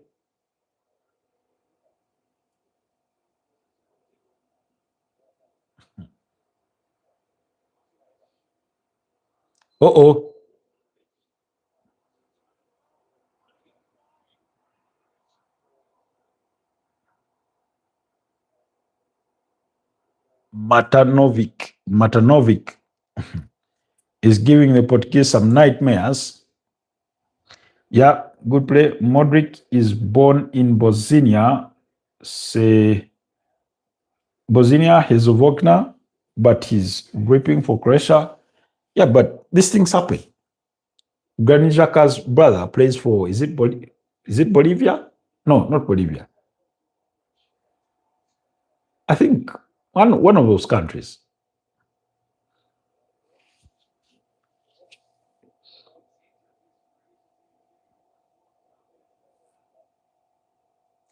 Stanisic has had a good game, by the way. Has had a brilliant game. What do you eat in Uganda morning normally? Is it meat every morning? Eating meat every morning? Nah, no more things. You eat bread, you eat cassava, you eat samosas, depending on what you have access to.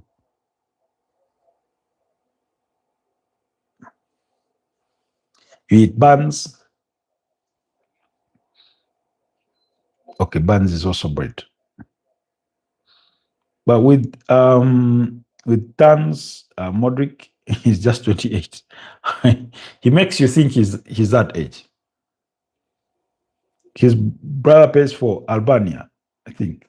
Granjaka, he plays for, like, they just do not play for the same country. It's the case of Jerome Boateng and his brother Kevin Prince Boateng. One played for Ghana, another played for German. So we tend to see these sorts of things. The other example is Desire Doué. His brother plays for Ivory Coast, Guela Doué, you know.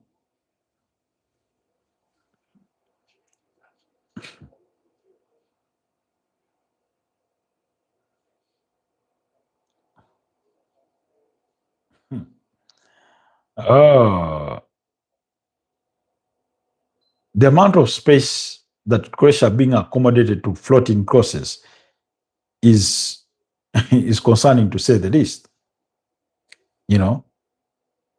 And somehow, Croatia being effective, coming through the middle, going through the wings, yes, they've not scored from it, but at least they've created some really, really decent chances while at it. I don't know. If Ruben Neves is on the bench, I think he should be brought on.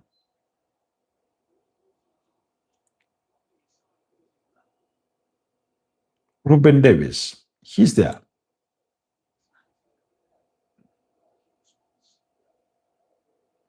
Look like Samosa is worldwide. Samosas. Yeah. What do they put on the inside of yours? First, they put cowpeas, and then some people put rice. Some people put beef. Others put chicken.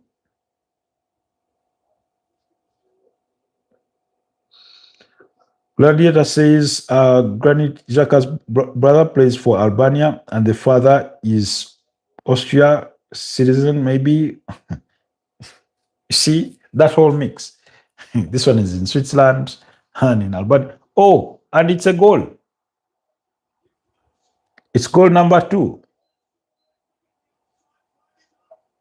But the flag is up for offside. Jesus Christ. As 2 goals in this game that have been ruled out for offside.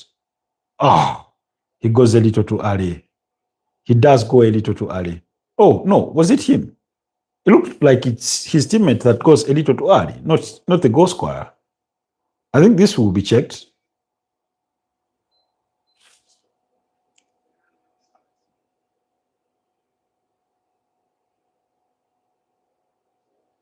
Ruben Neves is being brought on. That's what I've been demanding. And Cristiano Ronaldo is being withdrawn. He can't believe it.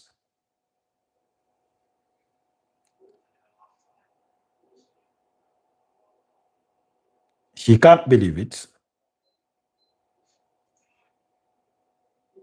But it's the right thing to do.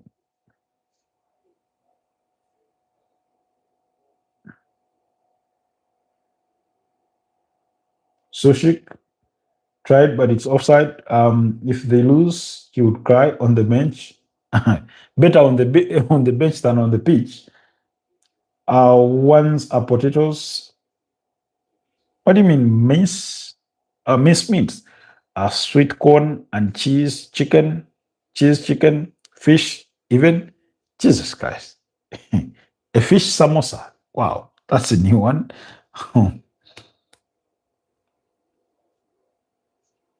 Yeah, but we don't eat morning, we eat evening snacks. Okay.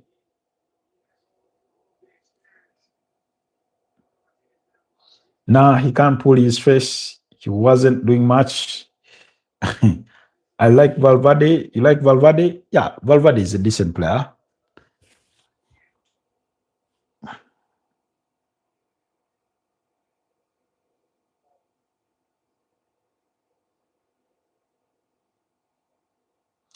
Let's see. But I felt they needed that bit of power and energy in that midfield that Ruben Neves could offer you. You know,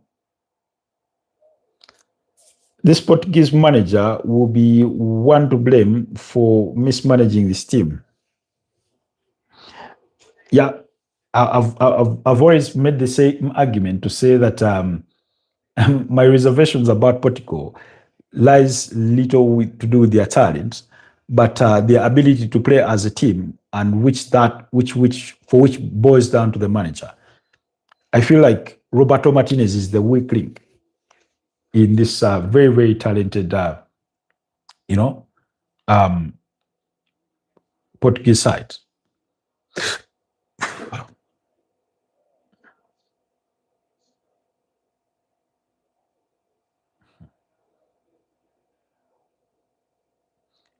Ever since Bernardo Silva came on, he has done very little to help this team.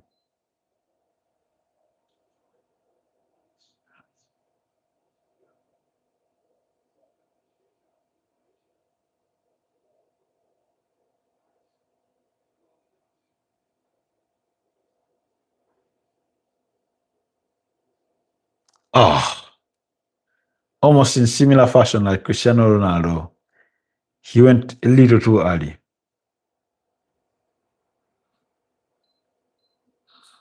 He went a little too early. Uh-oh. Semedo, maybe in his other life he was supposed to be a Brazilian, but anyway, he came through the ranks at Barcelona. So I understand him having that little bit of intricate play to his game. Rafael, do the simple thing. Oh, that's just a little too heavy for a player of diminutive height like Francesco Conseca. He may be screaming in joy, but it may end in tears.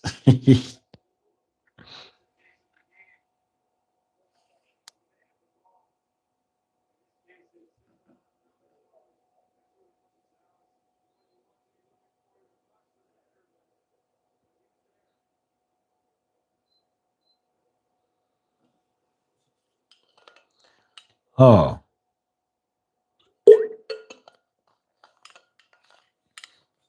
Liao is been crap all season.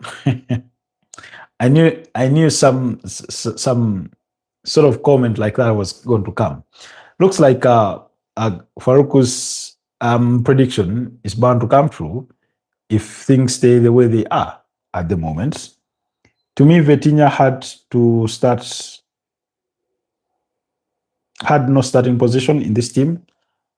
Okay, bit of a hot take, given that he's one of the engines of that PSG team. Is that good? Oh,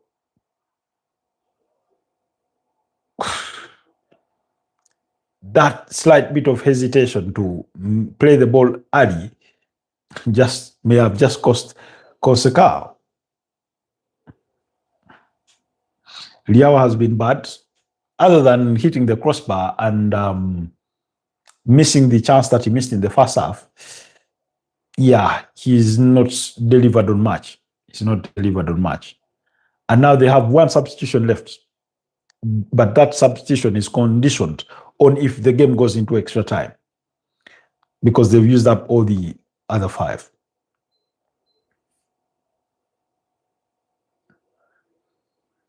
But I don't like Liao, okay? I personally like him as a player. Now, missed opportunity against Renato Viega was rising the highest. Oh, got his head on the ball, just could not put it on target. Mm.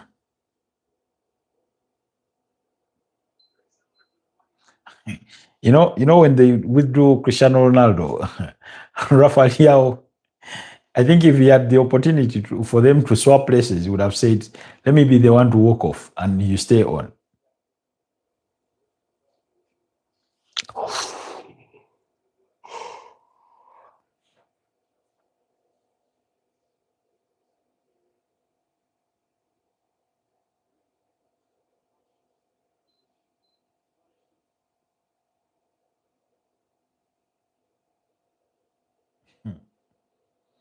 Imagine being a Portugal fan and you have to watch all you have to watch your way through all this.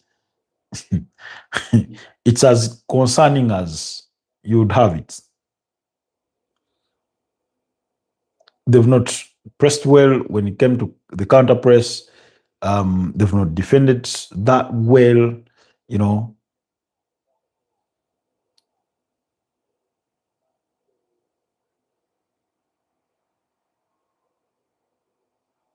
Uh-oh. How did that not go in?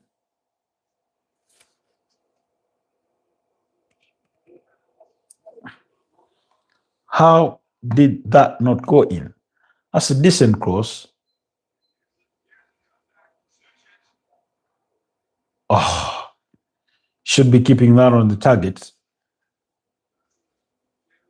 Peter Sushik with a decent cross, the very decent cross. But somebody should be getting at the very end of that one.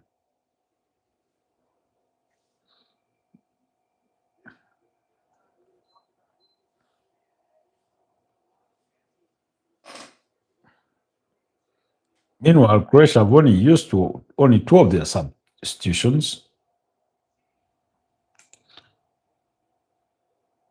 I think Croatia may have planned for extra time beforehand.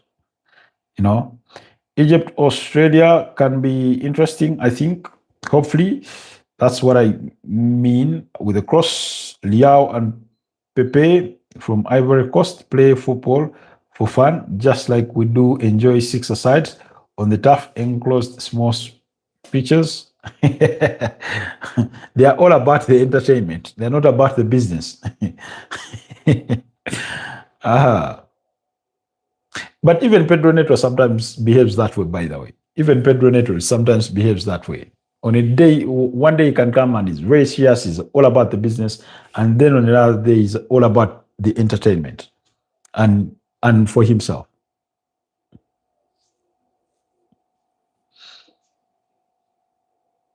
More, I see Bruno missing penalty kick. The penalty is after extra time, but Bruno was withdrawn a long time ago. Come on, 10 minutes of added time, and they're playing like they are leading. There's no sense of urgency. There's no.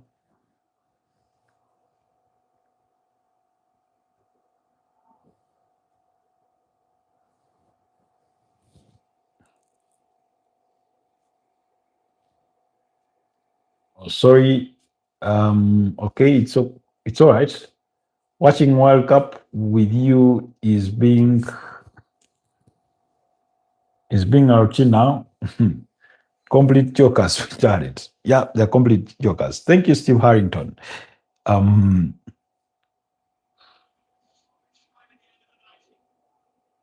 As a decent ball in. Oh, Ruben Diaz could not guide it to the back of the net. Looks like Croatia are making a change.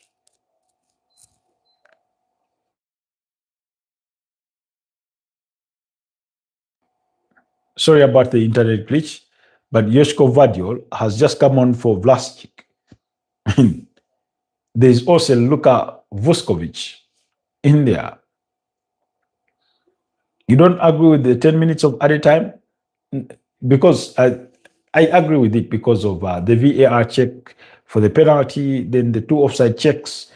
We had some bit of delays in there. So I have no problem with the 10 minutes. After all, the 10 minutes is for both sides. It's not for only one team.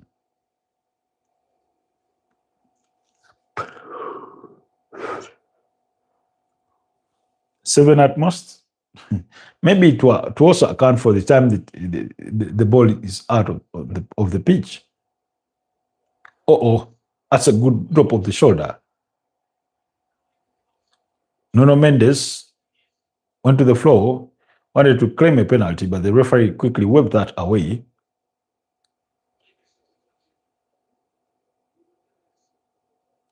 Come on.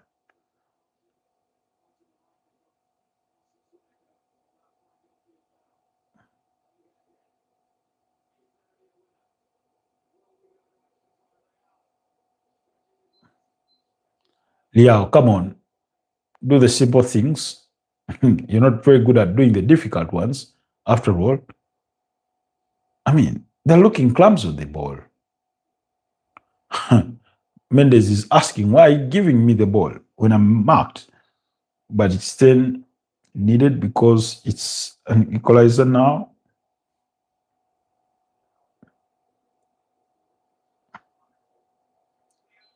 Oh, it's a goal. Goncalo Ramos with the goal. Goncalo Ramos with the goal. Beautiful, decent cross from Rafael Leao. 2-1 for Portugal. They may have just saved us from extra time, but they may have just broken many hearts. That was brilliant. That was brilliant. Hopefully he's onside. Rafael drops the shoulder. Oh, that's just a decent header. In between two defenders, he rises above both of them. Josko Vadiol stays on the ground. They don't even challenge him for the ball. They are just present in the zone. And Roberto Martinez celebrates.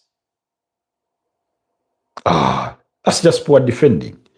They were physically present, but the action of defending that they did not partake in. National team football is not easy. Imagine a Vadiol coming on in the 91st minute. I know, right?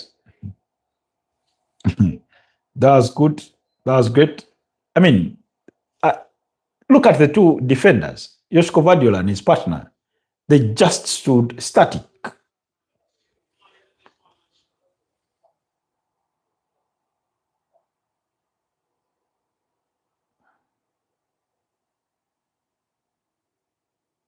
Oh, sorry, Modric.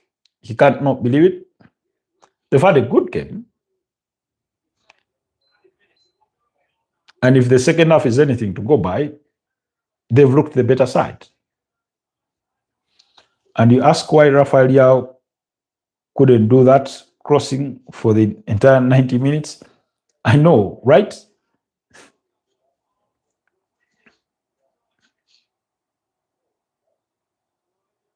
Kovacic withdrawn for Kramaric.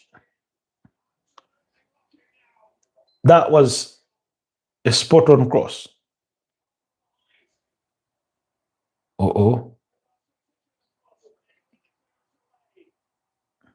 Now we're going to need to know whether Portugal can really defend or they can't defend at all. Let me go, Steve Harrington. Already, we only have about 4 to 5 minutes left to play.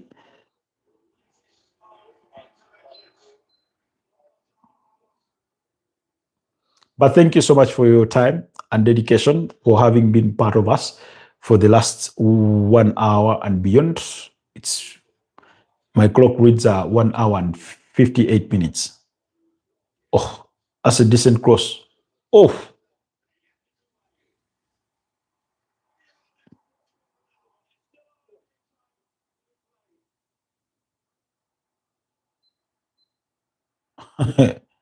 ah,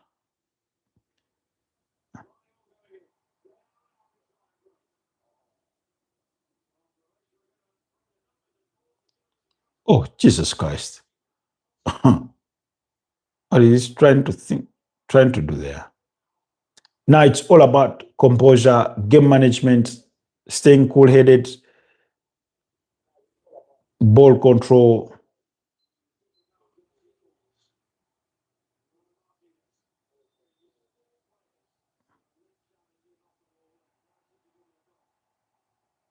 Ivan Perisic is being booked here. I don't know for what exactly, but it appeared to be an incident off of the ball on Ruben Diaz, I suspect.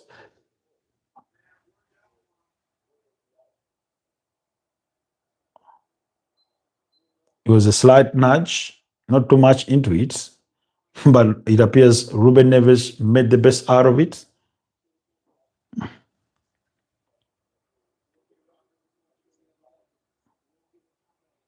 Cristiano Ronaldo and his teammates, the likes of Diego Dalot on the bench, are waiting to celebrate. Spain versus Portugal. Yeah, that is the point when Portugal goes home.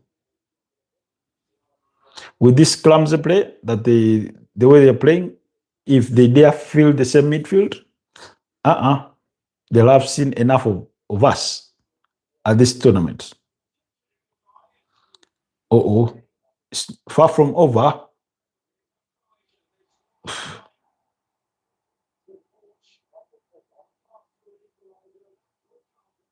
Ivan Perisic is claiming there was a handball. Yeah, Ivan got a yellow card. I think the Portuguese dream ends at the round of 16. And just have that sneaky feeling too that Spain are going to crash it down. Oh,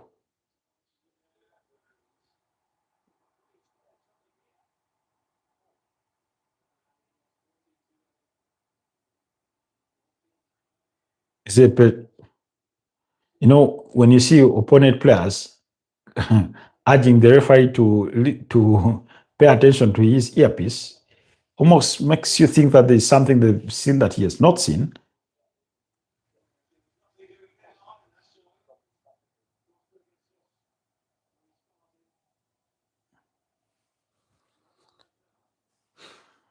About 30 seconds left of the 10 added minutes. Can Croatia send us some last minute drama?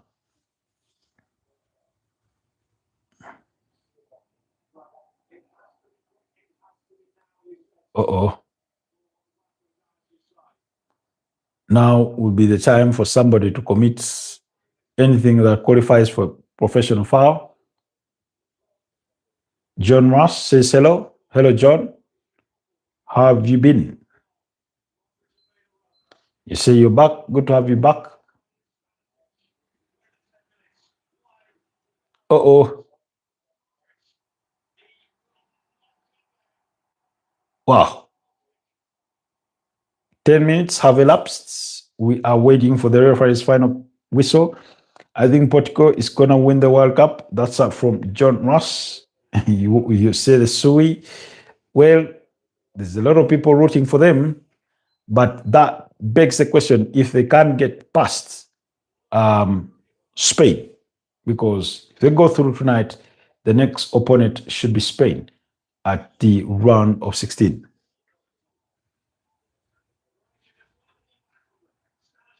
The referee says play on. We're into the 11th minute of the stoppage time.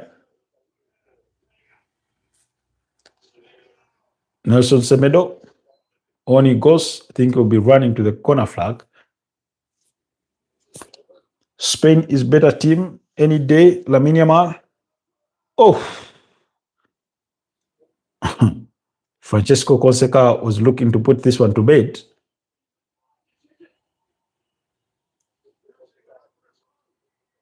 Cristiano Ronaldo has reverted to the CR7 of 2016 when he had to coach the game on the bench.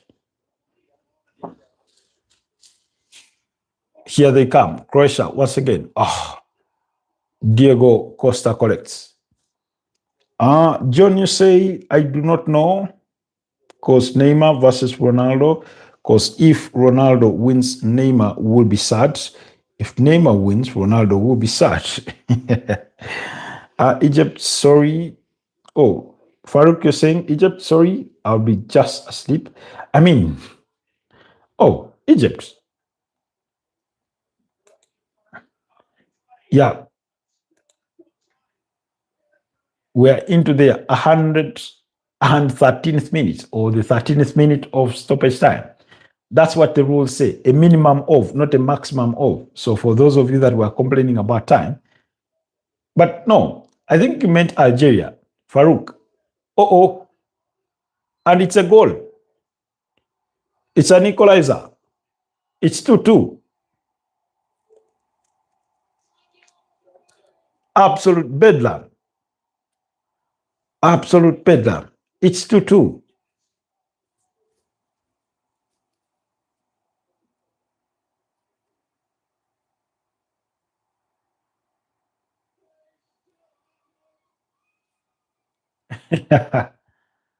Cristiano Ronaldo cannot believe it. Ash says, I love you, Croatia. Neymar will never forgive himself if he loses because he never got a World Cup. And the same goes for Ronaldo. Okay, I can see the boss. Steve Harrington looks like he bid us goodbye, but not for good. Uh-oh. Unfortunately, it's Renato Viega that flicks that ball on.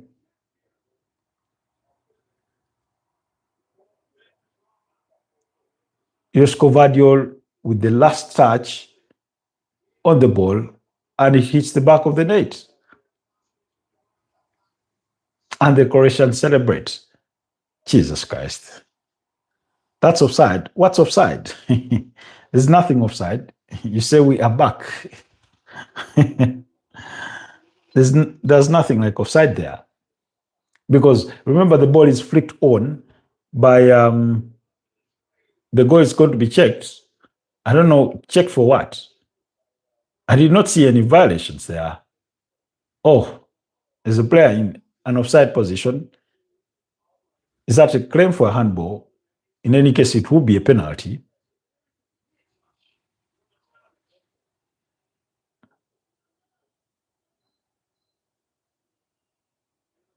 Oh, there's a player in an offside position. But the ball comes off Renato Viega, which, in my opinion, would then negate the offside. But there appears to be a handball. What's the decision? After review,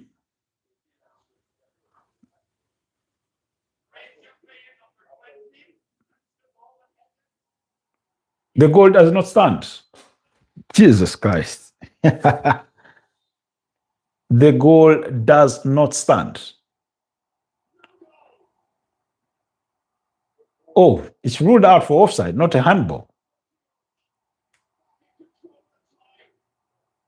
It's ruled out for offsides, not a handball. Luka Modric cannot believe it. Steve Harrington, where are you? See, I said offsides. But the ball was from opponent. Anyway, maybe it's deemed an accidental touch from the opponent because it went off the back of Renato Viega's head. When you watch that, it goes off his, I agree the player. I feel sad because when Japan lost to Brazil 2-1, because Japan is one of my favorite countries, okay? Yeah, I think that felt sad because they also conceded late in that game. Honestly, though Portugal deserves to go home, they've been poor. I mean, they've been far from convincing all tournaments. The only game that they were convincing about was that of Uzbekistan. Oh, the fans have pelted some bottles towards Diego Costa. That's why the game has come to a sudden pause. I mean,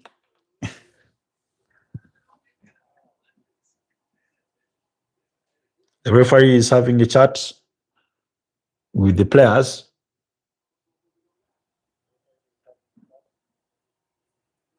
But I appreciate this sort of respect that has remained in between the players. Okay. John, you say, wait, is soccer called football or football or soccer? Because football means you kick the ball with your legs. But why is rugby called football, but soccer isn't called football? Jesus Christ. I don't even know what you're asking precisely, but it's a case of two words to mean the same thing: football, soccer. You know, and initially it was called soccer. Then they decided to say rugby is not football. Yeah, rugby is not football, but there's a sport called American football that looks like rugby. I want to know who copied the other. By the way, as miles of sides. That's miles offside. But for me, as looking at that accidental touch, I actually don't know what I said myself. Exactly. uh, I want to know who, between American football and rugby, who copied the other.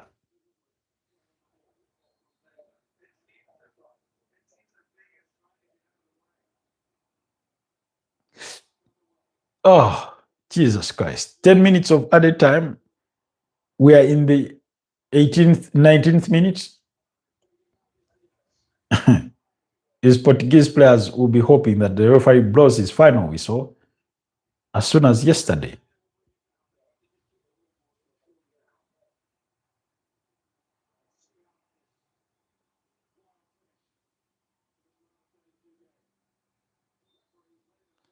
And at long last, the referee brings the game to an end. Portugal win it.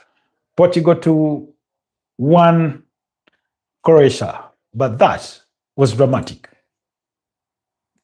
That was dramatic. Basically, it almost basically it went to extra time because if we had to play almost 20 minutes of added time, that's almost the equivalent of extra time. You know, American football copied from rugby. Okay, both have some are somewhat different. I mean, what's so different? Because American football, they run and score the touchdown. The same thing happens in rugby. They have that kick, the free kick, or whichever the exact word they call it. It's the same thing that happens. They both grab each other, as in shoving, grabbing, whichever you call it. You know, you know that thing where they do. There's a way they call it. I've forgotten the technical term for it, where they bend down and the ball is in between there, and they're pushing each other. That same stuff is done in American football.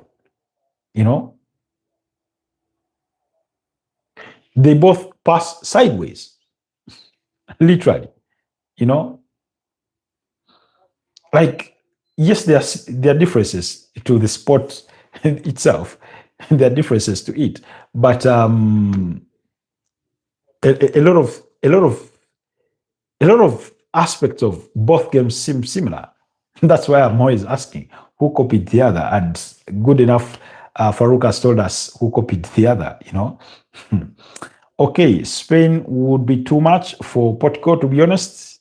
I mean, let's wait and see. But if Portugal's performances are anything to go by, that does not look promising.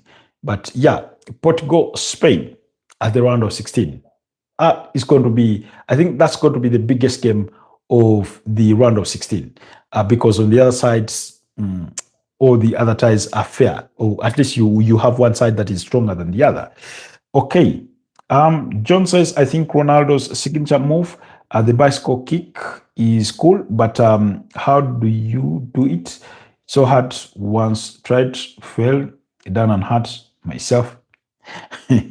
John, leave issues of the genos to the genos. Leave issues of acrobatics to those that are acrobatic enough. Okay, you say, what is actually the hardest soccer move? I don't know. Maybe the Trivela. Where's Ganacho? Ganacho is Argentine. He's not Portuguese. The Croatians are in tears. Mateo Kovacic, inconsolable. And that's the agony of defeat. Football is a place where the joy of victory meets the agony of defeat. It's that simple. Okay. Unbelievable ending to the game. Yeah, indeed, unbelievable. The bicycle kick is actually the hardest move. Okay. Epic says that was not offside. At the end, Croatia never touched the ball completely globally. The Croatian never touched the ball. No, the offside player touches the ball. But for me, my argument was that it's a ball from an opponent. However, because Renato Viega had a brush on the ball off the back of his head before it falls into the path of the Croatian player that was in an offside position. Shot 15 was in an offside position of Croatia. I don't know. That was Pasalic. Yes, it was Pasalic who was at the back end of the goal, and then he makes the play across back. You know. If it was Senegal, my friend Sky could say, why couldn't the referee let the goal stand and the match and the game? Unfortunately, the rules are not put to the side to suit a certain preference. You must keep the objectivity, you know. Okay, where are you watching? What are you watching? What do you mean, what am I watching? We've been watching the game. No, man, I meant have been picked in Argentine squad. Oh, Garnacho, he did not have that a very decent season. So why is Cristiano Ronaldo crying? As in why? Tell me why. As in tears of joy? Oh, they're donning shirt 21 for Diego Jota. May his soul rest in peace. But other than that, I don't know why he's crying. You know, is it too emotional? Is somebody cutting onions in the stadium? You know? Okay. Okay, all right. It was a good match. That was lovely to watch with you. We can watch the next together. Unfortunately, Switzerland versus Algeria, nah, that game kicks off at 6 a.m. It's a 4:15 a.m.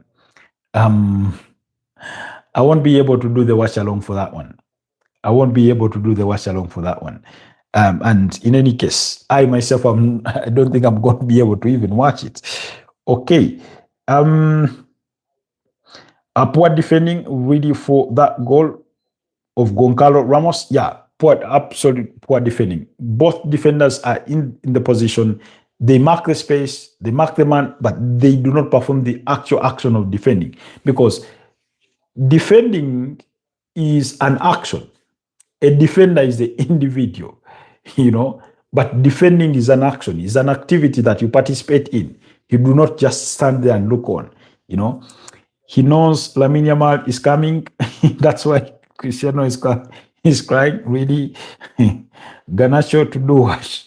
Now, Lamine Yamal. Okay. This is Portugal at 40%. That's from algorithm. When are they going to be at 70%? When are they going to be at 100%? He is crying because he scored in the first knockout. I mean, why should that make a big man cry? He's 41. He's the all-time scorer for Portugal. He's to many, he's the greatest of all time. So why should he be crying? Meanwhile, my phone is even warning of low battery. So let me look to wrap this one up, and we say goodbye and we go and rest. Okay, is natural man crying? Yeah, I know it's natural, but I'm asking for the reason for his crying. They've won. That's why I was asking, is it tears of joy, or is it because they are remembering Diego Jota? What could be the cause? Wickman think it's not mercy killing, sorry. No, I don't think it's weak to cry. It doesn't mean that it makes you weak to cry. That's not what I mean. I'm just wondering to myself, why is he crying? He may have the reason. I'm just seeking to understand what that reason is. Because if one, it could be tears of joy. Farouk is here telling us because he scored in his first ever knockout game at the World Cup. So it could be one of many reasons. Okay. Emotional tributes, which jersey 21? It's Diego. Yeah, that's why I was asking. They are remembering Diego Jota. Maybe that's what is making him cry. Is Portugal a throttle? So you measure them in percentages? I don't know. Diego burnt in flames 10 days after his wedding, left 3 sons. That is quite enough. May his soul continue to rest in peace. But Portugal through. So, anyways, it's been a pleasure doing all this with you guys. Allow me to call this a wrap. For the last 2 hours and 20 minutes, we've been together. Thank you so much, Algorithm, Sarayan, Farouk. Thank you so much, Ash Epicando. Thank you so much for having been part of the conversation. John, much appreciated. And every single one of you, Steve Harrington. It's been a pleasure doing this with you for the last 2 hours and 20 minutes of this broadcast. Laurel, Smiley, Clips, and every single one of you that made it a date. Portugal 3, Spain 1. That's the prediction for Algorithm. Cheers, Bra, just to you later. Thank you so much for keeping me company. You've been such a wonderful audience. You've been very engaging. Where I've fallen short, please find it within your heart to forgive me and maybe better next time. Stay blessed. Until next time. Bye bye for now. Let me